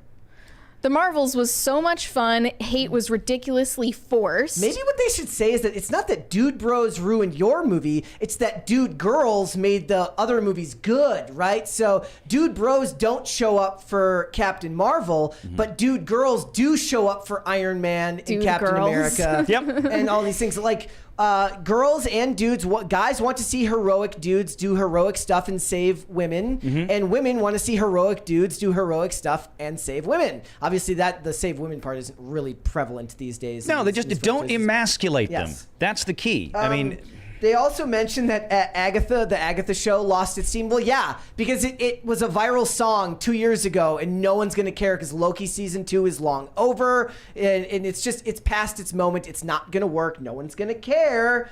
And Ant-Man and the Wasp, in the Eternals, nobody liked the Eternals anyways. All these movies were not even critically praised. No. That's one of the things they forget to mention. It's not like they got rave critic reviews, but low audience scores. These were not really praised by the critics either. I think Disney's problem is what it has always been. And they've had this mindset, and this goes well before Iger and all this kind of stuff. It's like, thou shalt not speak ill of Disney if you work there. It's this idea that everything that they do is wonderful and perfect and amazing. It's a cult. And it is a cult. And I think, honestly, they've started kind of believing some of their own bullshit. And that is that they put these movies out, and what did Disney tell us for the last 2 or 3 years? I mean, 2 years at least, from 2021 to 2022 into 2023, we still kept hearing excuses about, audiences just haven't wanted to return to theaters yet. The family audiences haven't come back. Except for Top Gun Maverick. Yeah, Top Gun Maverick. Except for $1 billion, Minions Rise of Gru. Except for Super Mario Brothers. How about Yeah. Wonka? Wonka. Did well. Well, but I'm talking about even like a year or 2 ago, you had movies, Spider-Man No Way Home, that came out, that was part of the MCU, but was distributed by Sony. It's like, no, people want to go see it. People just didn't like the movie. They didn't know who the Eternals were. They didn't care. The trailers weren't that interesting. Well, when you say they're believing their own bullshit, I feel like Bob Iger might be an exception to that based on the report. It says after Eternals 2 was canceled, Kevin Feige reportedly wants it to be made, but Bob Iger thinks it's a guaranteed flop. So he's living in reality at least. Well, yes, he may well be, and I'm not going to discredit him for that, but also understand is that Bob Iger is in a position that Kevin Feige is not. Feige doesn't have to answer to shareholders. Yeah. And when they keep seeing a year's worth... He's in the sandbox. Yeah. So when you talk about, okay, I've said before, like you can get away with, we had a flop or two this year, right? But when Disney puts out 7 or 8 major motion pictures in a year, all of which come with $200+ million budgets on average, and they're spending more than that, okay? And you have 5 or 6 of them clean fail, you're going to take notice. I mean, most people don't understand how that box office system works, what kind of revenues actually come back to those distributors versus what they actually spent. But when you have that much failure in that short a period of time and everything has bombed, and you're getting your ass stomped every week on the Nielsen ratings because Netflix, Amazon Prime, and now even sometimes Paramount and Peacock are beating you in your Disney Plus shows, and the only Disney Plus show you have that shows up on Nielsen every week is Bluey, that you don't even own, that you license from Australia, people take notice. Iger's going to have to answer that and go, yeah, we're cutting back. We're peeling it back. We've got a $100 super chat saying thank you for the party from Chris Noski. He said, starting the crowdfund to never use Captain Marvel again. Also, Brett, I did like the Eternals, but felt it was too long. So there's one person. You're literally the only person on Earth. I will give you this. It was unbelievably too long. The fact that they marketed it on the idea, it's like the first MCU sex scene, and everyone's like, what? What? Yeah, why do we need that? What are you talking about? But also, that whole movie was really just Angelina Jolie schooling everyone on how to actually look charismatic on screen. Everybody else looked like wet dirt, and everything else, she was the only like bright spot in that whole film.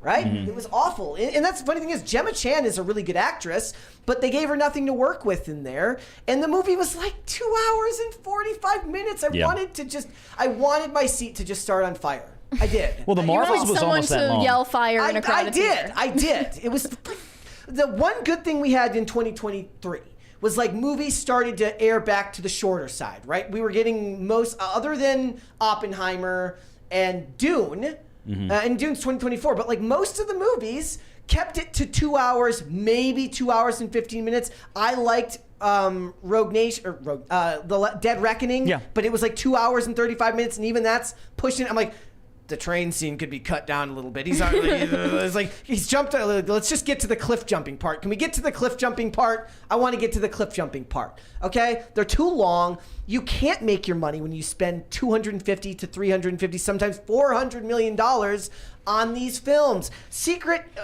War was like $200 million. Nobody watched it. Nobody cared. So every one of those Disney Plus shows, either Marvel or Star Wars show, that's the norm. They're spending roughly $200 million on a single season for all of those MCU shows. But yeah, I mean, we were talking about the Star Wars thing earlier, right? The Force Awakens, $560 million to produce that film. That's the actual figure, not the BS. Here's the budget that they show you on the number that was $250. No, we actually pulled the financial returns for the production company that they had in the UK where they filmed it. It was $560 million. So you think about that, you made a $2 billion movie, you spent $560 billion filming it, another $250 easily marketing that thing. That was the first one out of the gate. Yeah. You're talking about almost $750, $800 million just in expense to get that movie into theaters. And it made what? Disney would have gotten about $1 billion back from the box office of $2 billion. Yeah. So they really only made maybe $250 on that movie. You don't think about that.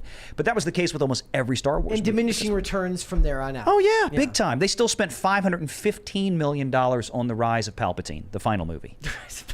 Exactly. Yeah, I won't say Rise of Skywalker because that was BS. I see all this stuff, and all I can think about is like... last year, all the big movies that did well were $100 million movies, meaning they cost $100 million to make, which means that even with their marketing budget, it's a far less risky investment. Yeah. And nobody wants to spend $500 million to make $5 million anyway. Nobody in their right mind wants to do that.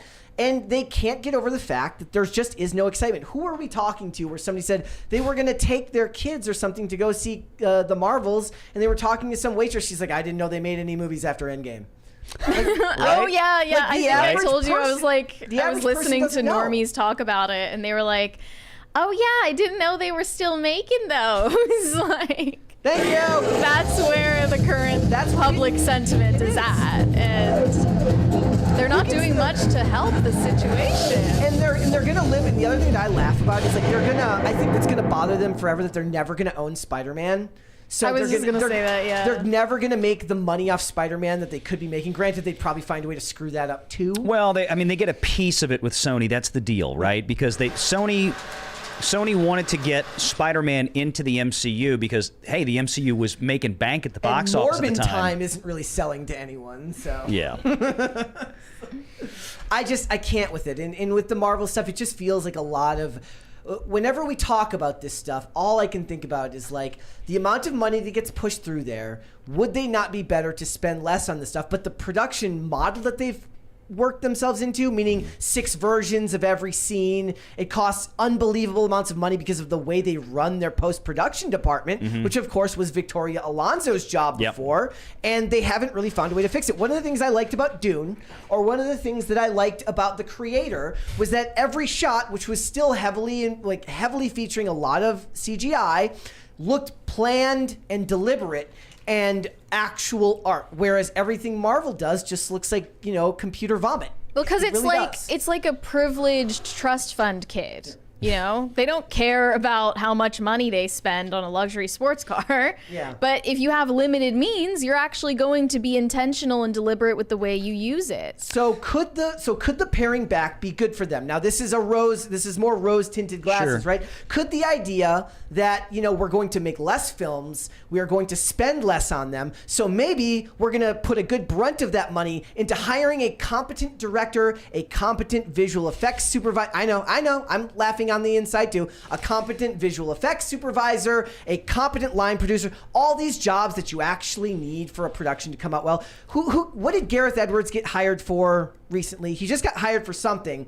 And get Gareth Edwards. After The Creator, you mean? Yes. So he just got hired for something. And the point is, you say, wow, he made that movie with $80 million. What if we gave him $100 million to make a movie? Theoretically, he could give you a good film, right?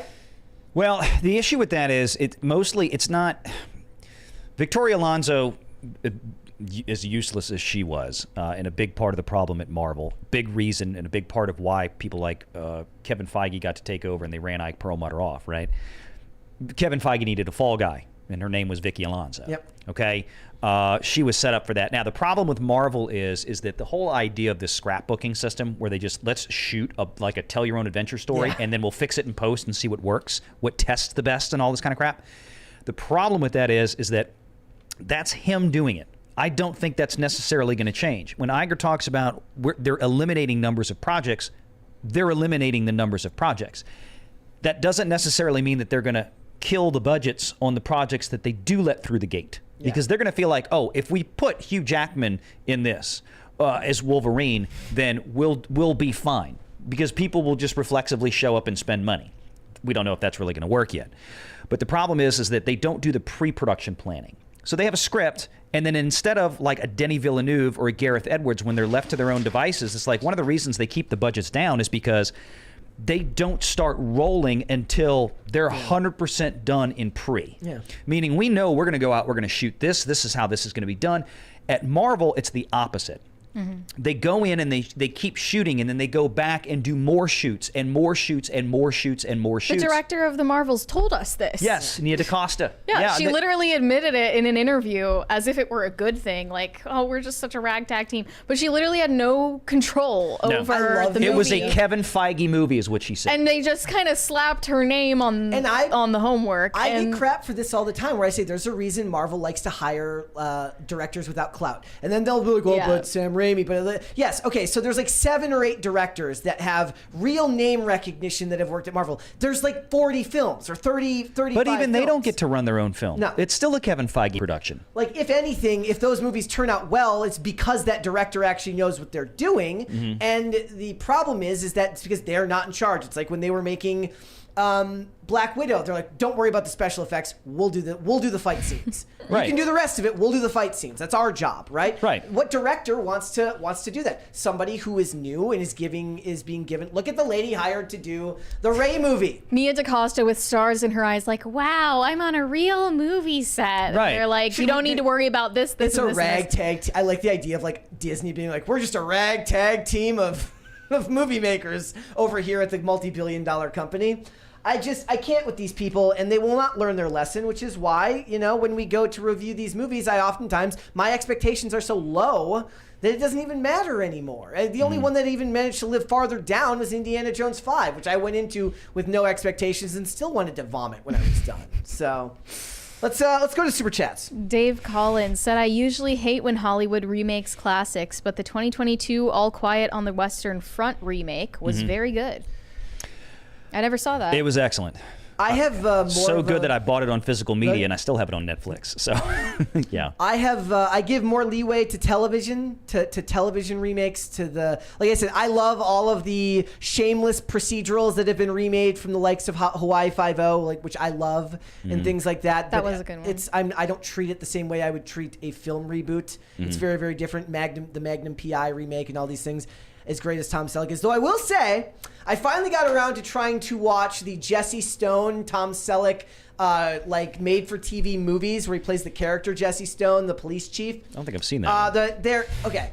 It's kind of like I told you about how all the things that the Russo brothers do now just feels like it came off an AI assembly line.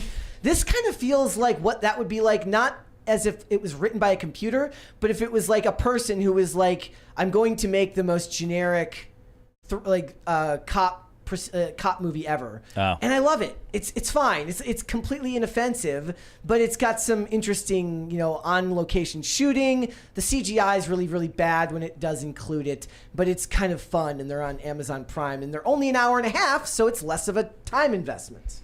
Corey Anderson said, I have already told you, if it doesn't have Corey Feldman, I ain't watching it.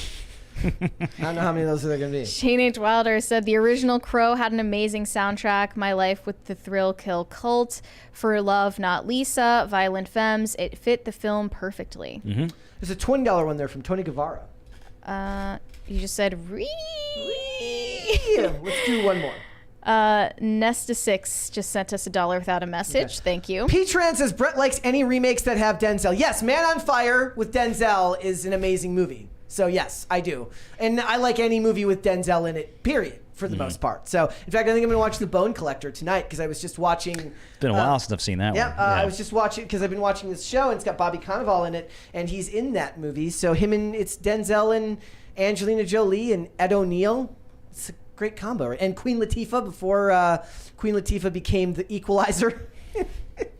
And I like that's his point. I like the Equalizer too, which is also a remake with Denzel. So yes, if Denzel is remaking it, it's fine.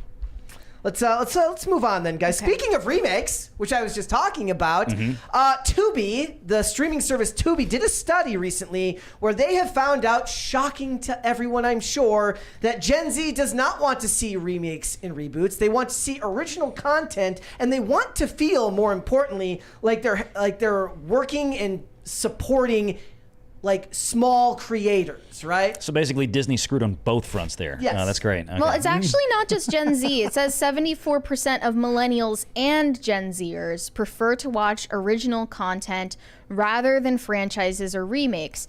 Viewers are increasingly seeking fresh and innovative ideas that push boundaries of what's possible instead of rehashed versions of existing stories. Yep. So of those young kids, 71% also want content produced by independent and small-time creators, and they want to feel like they're directly supporting the creators by watching the film or show. A nearly equal percentage say they value diversity and representation among the creators who populate content on streaming services. So, do they really, though? Do you want merit or do you want diversity? You can only pick one. Yeah, exactly. I'm just going to be real with you, Gen Z. It can be done quick, it can be done cheap, and it can be done well. You can only pick They sound so naive about the world, you know? Like they I really wonder, do they really believe that, though, or are they saying that because it's a survey and they feel like, well, this is what you kind of have to say nowadays. I don't want people to think I'm a racist. It depends on the phrasing. It's like, do you like diversity? From a scale of 1 to 5, right. How well do you like diversity? Yeah, you're gonna be like, oh yeah, I'm a good person. I'm gonna check yes on that one. So it's not quite clear. And it said 89% of Gen Z want a library that offers a wide array of content, from true crime stories to classic Hollywood films to one-season wonders. But I guess that made me think of original content that Gen Z likes. Let's think about this. Mr. Beast. Mr. Beast. Okay, what else? PewDiePie. What else? Stranger Things. I mean, stuff like that have been big. It's original Kick content. streamers. Yeah. No, I think Mary's right. I think what they don't realize is it's not going to be an original content. It's going to be independent streamers and content creators and not stuff. So what the studios are going to have to do is they're going to have to start filing and making these, they're going to have to try and manufacture and create a world full of industry plants with all the money, kind of shadow pushed into these businesses where you don't realize that the guy's actually astroturfed. Well, a point that they're underselling here is that obviously Gen Z doesn't care about a remake of The Crow, for instance, because that wasn't part of their upbringing or their cultural zeitgeist. Okay, so with all of these remakes and reboots and sequels and spin-offs and blah blah blah, it's all content IP that was made and that was popular before they were even born or before they were even culturally conscious. So why would they care about any of that content? I had never heard about Willow. I'm not lying. Right. Well, that's why they say when they do these things, we're going to reimagine this for modern audiences. And usually what that turns out is we're going to take something, like you said, that this generation didn't grow up with, has no point of reference with, doesn't care about, and then try to put like a hip new Gen Z skin on it or whatever. I mean, whatever the hell. It worked for Wednesday. I will say that. It worked for Wednesday. It did, but I mean, that was even something to the point where it's so out of the norm, right? Because it's the Addams Family. So you can kind of take that and mess with it. But if you're looking for, shows that exist or that could exist in the real world or something like this, and they try to remake some of these things, like some of the older TV shows or some of the older movies, I just think they go off like a lead balloon because they don't need to be doing this. And I think to that extent, they're right. I would love to see the actual survey, like the crosstabs. What did Tubi actually ask, like you said? How did they present the question? What was the demographic breakdown, the ages, ethnicity, and all this of the respondents to this survey? What was the sample size, I guess? Well, it says 2,503 adults age 18 plus in the U.S., so we know that. But it doesn't tell us anything else. I'd love to see what kind of the exact wording of the questions, like you said. So how do you wind up with these responses? Because that's what's usually telling. Do you subscribe to a lot of the streaming services or just a few? I've got Netflix. I've got Hulu. I've got Peacock, Paramount Plus. That's a lot. HBO Max is part of a cable subscription. Yeah, I mean, I watch a lot of this stuff. I mean, I don't mind the $5 a month subscriptions. Tubi is an AVOD service, so it's free. Anybody can go watch that. I've been watching a lot of Roku TV lately. Yeah, Roku's another AVOD. One of the things I found interesting about Roku is depending on how old the show is, I think it has to do with age. There's less ads on the even older shows. So like a show that's... Because they can't sell them. Yeah, so the shows that are more recent will have 5 ads on them, like not watching that. But if it's got 3 and they're like 25-second ads... I can swing that. Even me, and Mary knows, I'm on a one-man jihad against ads. I despise ads. I hate being shown ads. But most of the time when I'm watching their ads, it's literally an ad for Roku. So, yeah. or they're heavily advertising the Spiderwick Chronicles remake that they're making right now, and that's the majority of what I'm seeing. Okay. Yeah. So I'm fine with that. If I could find a service that's like, we're like ads light, where we just show you 3 25-second ads, but I'll give you access to all these old shows that you like that just can't be sold. And like one of them, for instance, is the television version of the Dresden Files, which I might be the only person in history who ever actually watched it, like who liked that show, because it's nothing like the book. It only went 11 episodes or 12 episodes, but it's impossible to find anywhere that's on like a paid service. The only places that have it are ones that have ads. And I hate to tell you, if you want to continue to be able to get those kind of shows on streaming, then you're going to have to get used to ads, because otherwise nobody else is paying for it. Yep. Yeah. So I mean, even though they're old, most of these places like Tubi and whatever else, they're paying somebody like Warner Brothers for a library, a block of their library. Like, here's 27 shows we're not doing anything with on Max right now. We're just sitting there collecting dust, and they make a package deal for something like Tubi to get them. Same thing with Disney or Paramount or anybody else. So I mean, they still got to pay millions of dollars to get these things to put on the platform. So they've got to sell some kind of advertising so they can pay to get these shows. I mean, that's why they're there. The only original shows that I can think of right now that are popular with Gen Z are The Bear and Euphoria. Is there anything else? And true crime. Anything true crime related. Maybe Dahmer. Dahmer was good. Based on a person, not an IP. So, but still very, very popular. the one that had like 5 different titles on Netflix. The Dahmer. Oh yeah, for the most part, I think a lot of it is they're watching content creators, and they're not watching as much terrestrial television, and they're not watching as much cable television. They said that they are primarily going to streaming services to watch nostalgia content. 96% of streaming audiences surveyed that they want nostalgic content. Severance was popular. The Office or Friends. Thank you. Oh, I did love Severance. Yeah. Severance was popular. Yeah, stuff like The Office and Friends, the nostalgia stuff. But I mean, you don't have to remake it; it's already there. Yep. You know. Do you think they will venture to actually do reboots and remakes of those? Yes. I mean, they are actually doing that for The Office. They're doing a female-led The Office in Australia. That starts like this month. Good luck with that. Maybe we should review it. I'm not listening to an Australian accent. No, I'm not doing that. And then Arnar. And then there's a different Office reboot, right? Yes, there's one here being made as well. There's a $20 super chat here from Luscious Lucian with no message. Thank you so much for that. Thank In fact, you. I'm gonna heart it. I keep forgetting you can heart super chats. That was your first super chat. Thank Thanks. That means a lot to us. Yeah, like I see this stuff, and the ad tier is making more sense to me now with the ability to watch all of these old shows. I recommended people last weekend watch the Xander Berkeley show, The Booth at the End, The Man at the End, The Booth at the End, excuse me, which is on Roku with just 2 ads per episode, and they're about 22 minutes long. The issue is, for each streaming service, you can think of like a couple shows that you like on it, and then you're supposed to pay for all of them. Like, it's just, you're asking for a high investment from the viewers, and they get so little in return. And especially since we're talking about Gen Z and millennials, they're constantly complaining about how they can barely afford food and rent. So that's an especially hard audience to earn. I think that the stuff like the studio streaming services, right? And specifically, let's talk Universal with Peacock and Paramount with Paramount Plus. Probably not so much for like your generation, Mary, but mine, what's cool about it is for $5 a month on each of these is that they have a tremendous library of all their studio content of movies for the last 50, 60, 70 years. There's a lot of stuff on there. So a lot of times... Until they decide to take it off. Until they decide to take it off. But I mean, it's their own product. So I mean, there's nothing forcing them to take it off. Or until they decide to edit it retroactively. That could be, but I haven't seen Peacock and Paramount really dive into that too much. But that being said, it's cool because you've got that library there of older movies, a lot of stuff that, you know, I grew up with watching with my dad, stuff that he watched when he grew up. So there's a place for it. Now, as time goes on and they kind of flesh some of those libraries out, there might be some more interest. But yeah, you're right. Most of their original product that they're making on those kind of things, probably not that engaging to the Gen Z and the millennial types.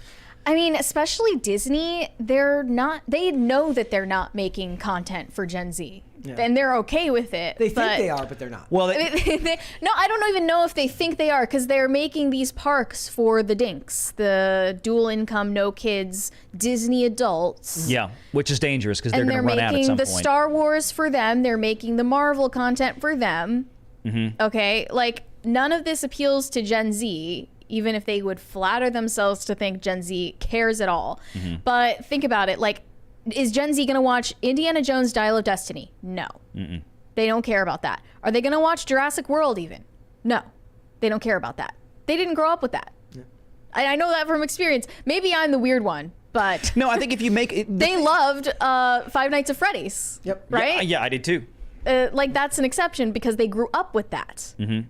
But it seems like the industry is only catering to nostalgia for the older generations, and you're naturally going to lose those audiences over time. But they're not doing it well, and that's the problem. The reason that They're Star not even Wars, doing that well. No, that's what I'm saying. Think about Star Wars, right? It was around for 30 years, roughly, before Disney got their hands on it, and it was fine. It was bigger in 2010 than it was even in 77. Yep. I mean, they were still selling tons of merchandise on it, right? Why? When they made movies like the prequel trilogies, even though they might have been... Oh, thank you. Sorry for interrupting. That's all right. It always interrupts. Boy!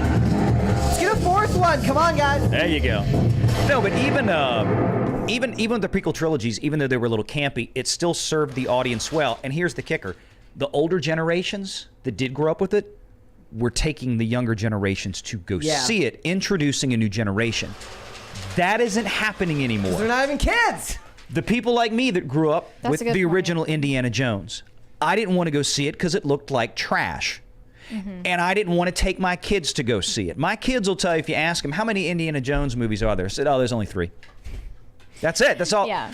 Well, I mean, people crapped on the Star Wars prequels at the time, not knowing what they had.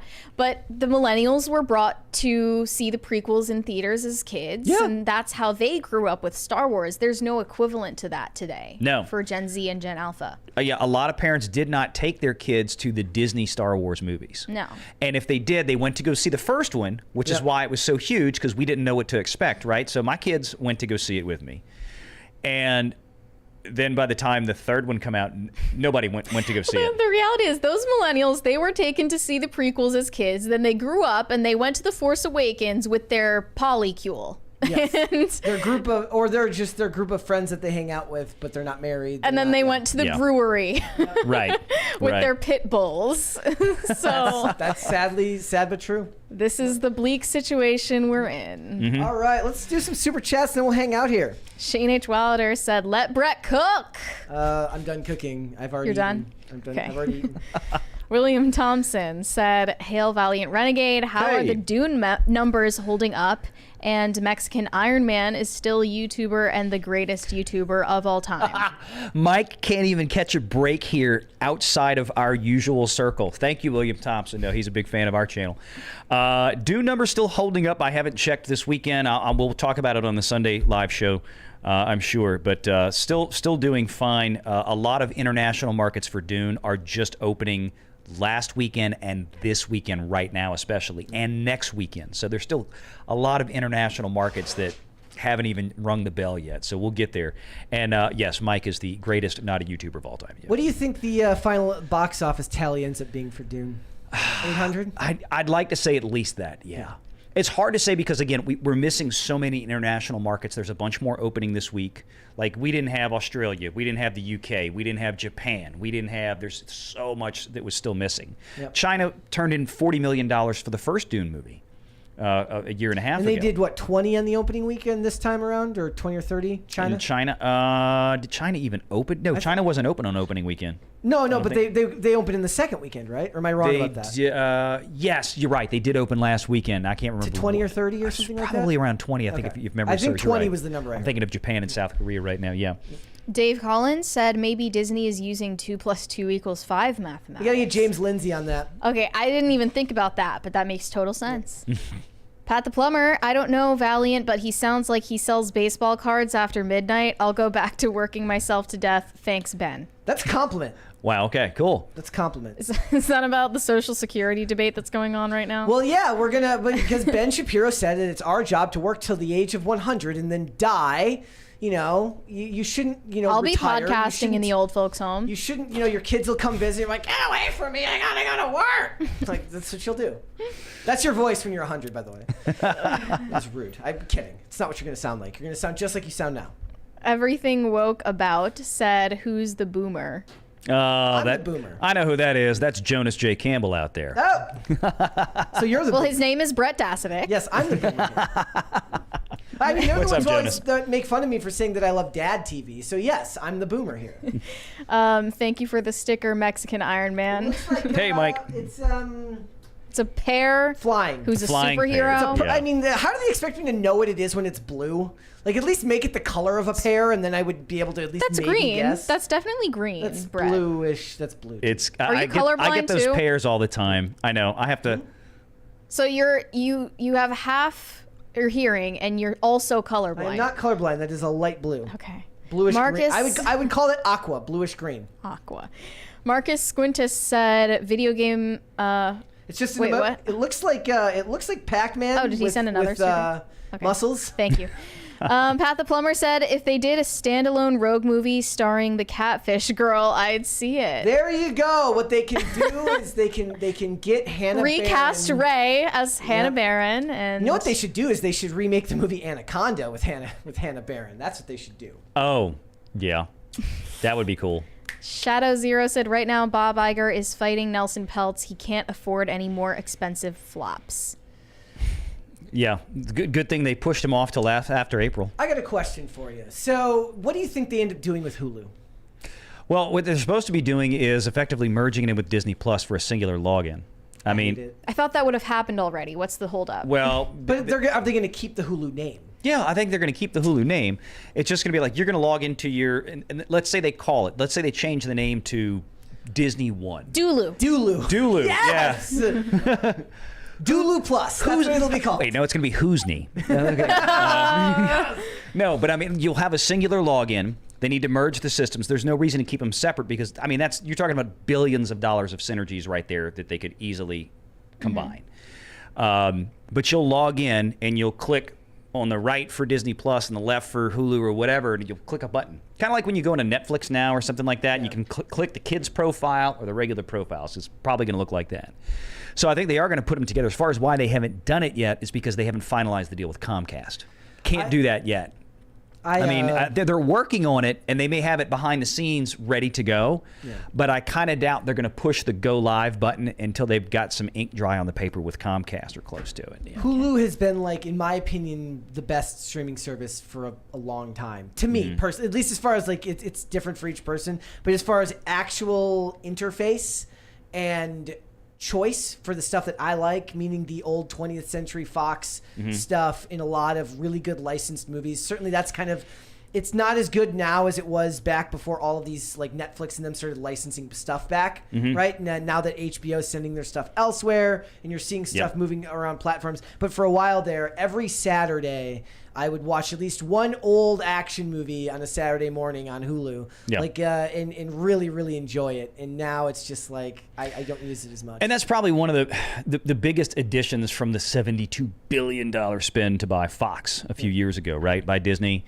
I think $53 million net after the cash and everything. But point being is that they took that library that Fox had and they did beef up Hulu. But the thing is, I think they've put the brakes on it because they still had other ownership interest in Hulu like Comcast. And that was one of Comcast's biggest beefs with Disney was because they were been accusing, and that's why there's a fight, they accused Disney of deliberately holding down the value of Hulu. On purpose. On purpose, right. They didn't really breach international markets with it.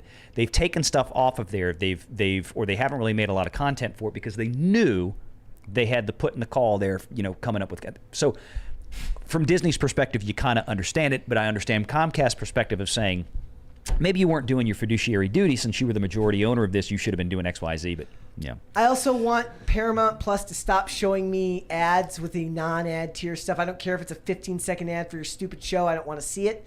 If I paid for no ads, it shouldn't have an ad. Oh, I didn't know they did. I have the $5 Don't you dare one. call it a trailer. It's the same thing. Well, it's never going to go away for live sports, so be ready for that. That's not going to happen. Ugh. Tacti Plati said, Brett, if I chauffeur you to two the movies, I'll hang around and wait for a coded text message, and I'll run in and hit the fire alarm, saving you from a long movie. That's a really good idea. Like, you don't want to tap out and be the person who just quit. Like, it's one thing to leave a movie in disgust because you hate it. It's another thing to like, this is just too long. I gotta go. Have a distress text. I can send Might out. take you up on that. Rabid Wino said, I'd like to see a legit Ready Player One movie. I think it'd probably do okay with all the VR craze nowadays. Ready Player 2 is in development now. I saw the other day. So I heard something about that. Yeah. Angela Richter said, great to see VR on the show. Valiant Renegade, not VR. I watch this show every week. could have been talking about VR Troopers, which was a show from when I was. No, but I know that name. That's one of our audience members. Hello, Good to see you, Angela. Rabid Wino said, time is on my side. Yes, it is. You gotta sing it though. Wait, what? It's I a don't even song. know what The that song. song is. Yeah, I'm not gonna sing. You don't want that. Okay. What? Okay, Everything Woke About said, Valiant Renegade smells like success. Yes, you do. Thank you, I Jonas. can smell it from here. Jonas J. Cam lived that Park Place. Rabid Wino, like I said, I feel like a Ready Player One style film would probably trend well with the movie watcher generation, if that's a thing. Could be. There's a $20 there from Gordon Shumway.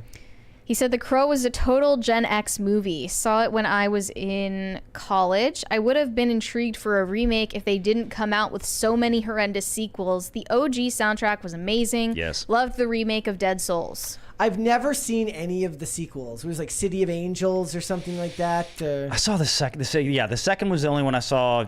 No, thanks. You know, it's just. And look, everybody said it's like after Brandon died, that was kind of it. That should have been left alone to stand on its own forever. Fallen Angels. Yeah. City of Angels, Fallen Angels. It was some. It's kind of like how one of the funniest things they're doing right now is they're making Mufasa, the Disney. They're making a Mufasa Lion King movie. Yeah. And I was just like, who remembers when Disney did like all of the straight to video sequels for all their animated movies, like Simba's Little Pride? Mermaid 2, 3, 4, 5, 6. Yeah. Yeah. They didn't go to the theaters with those. Shane H. Wilder, back in the day when they remade a movie, it was because of advancement in filmmaking, silent to sound and black and white to color. Now it's focused on keeping IPs and updating for modern audiences. Yeah, they got to keep the IPs, which is Yeah. why you'll get a mediocre Spider-Man movie every couple of years. Yep. Shane H. Wilder said, I've never seen Willow either. My dad was a Western sci-fi guy, not a fantasy guy, so I was raised on Star Trek, X-Files, and Clint Eastwood.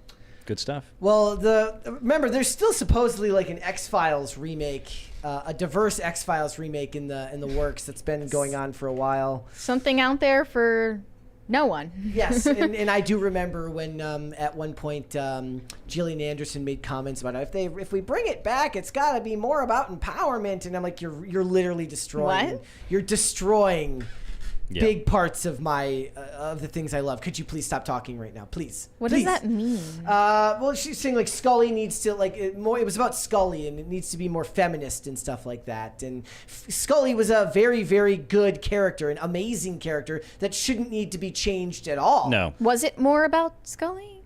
No, I mean the show was pretty evenly. Yeah, I mean, it was pretty not balanced David with her and Duchovny's Mulder, show, but yeah. he leaves in later seasons, Yeah. and it becomes her and Robert Patrick.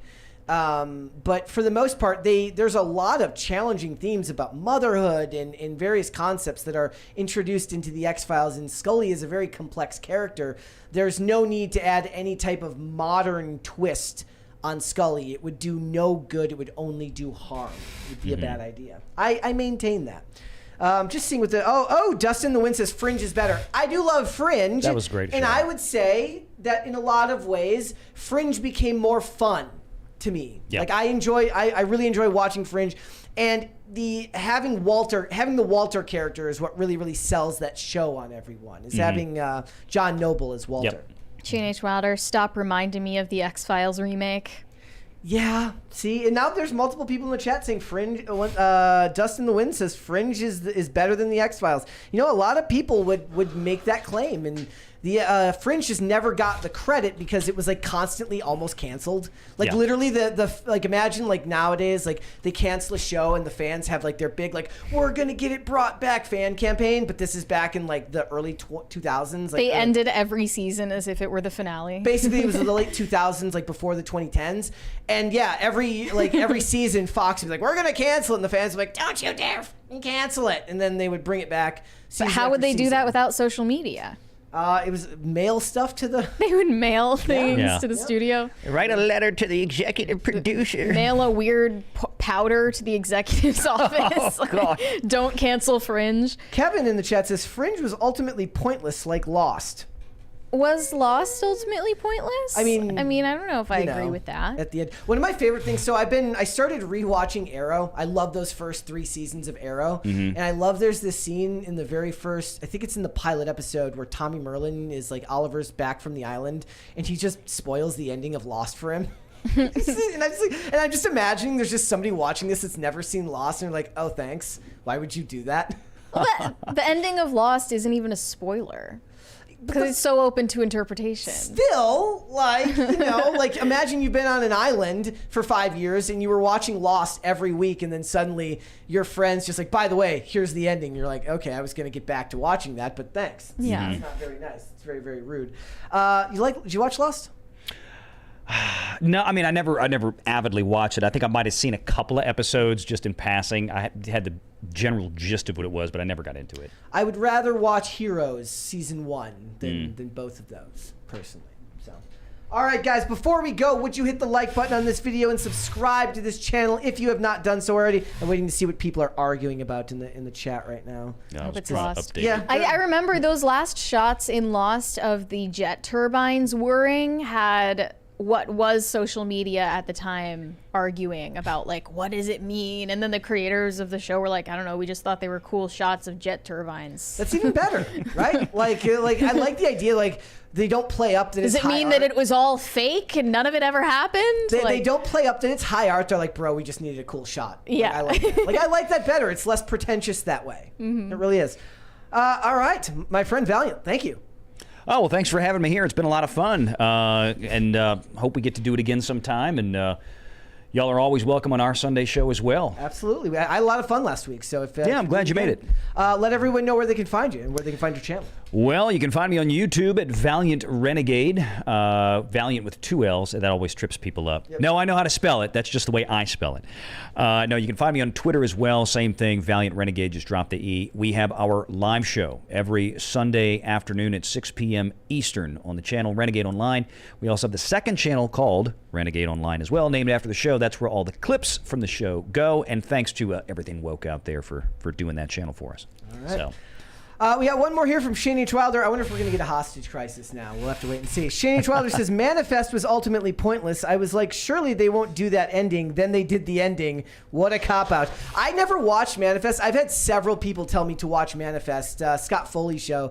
I might have to check it out. At least to watch it. I'm also one of those people. I'm very, like, I don't know if this is common. I'm not a completionist. I could watch, if a show's 8 seasons long, and I only like 7 seasons and then the first 10 episodes of an 11-episode final season, I will just watch up to the point I don't care anymore. I don't feel a need to complete it. Yeah. I just watch until I'm done. There's such a glut of stuff out there. It's easy to do that now. You just give up on stuff. I don't blame you.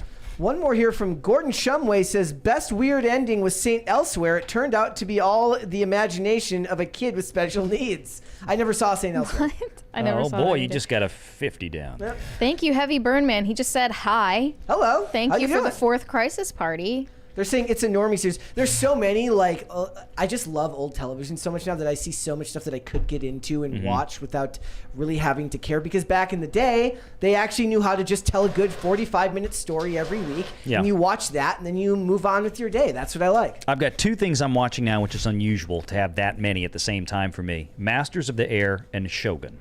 How is Shogun? I watched the first episode. Exceptional. I'm gonna probably finish it. Yeah, it's exceptional. I saw the discourse online about why there's no black ninjas and no black samurais. God.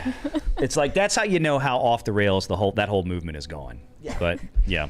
there's a discourse basically saying that there's because the show has no black samurais and a show set in feudal Japan, right? 1600 is the year in Japan. Okay, so yeah, it's stupid. Yeah, So- Mary's face. That's exactly what all of our reactions to that were. Okay. But yeah.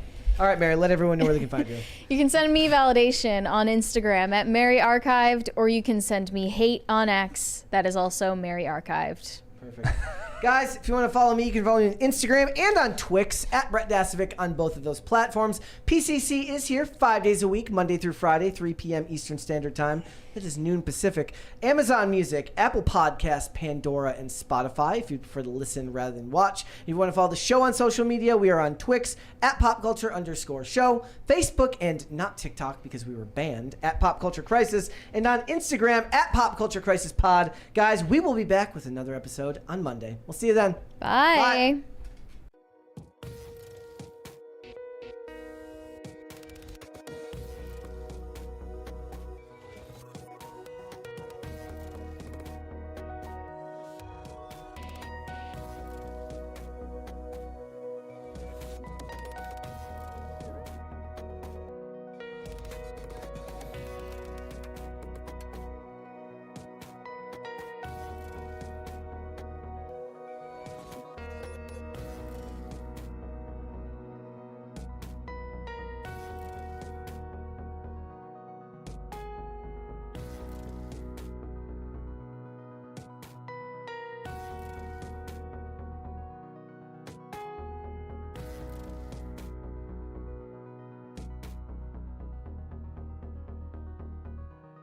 Post-credit scene! One more from Gordon Shumway. Check out Seeing Elsewhere, Brett. You might like seeing young Denzel before AI had made it big.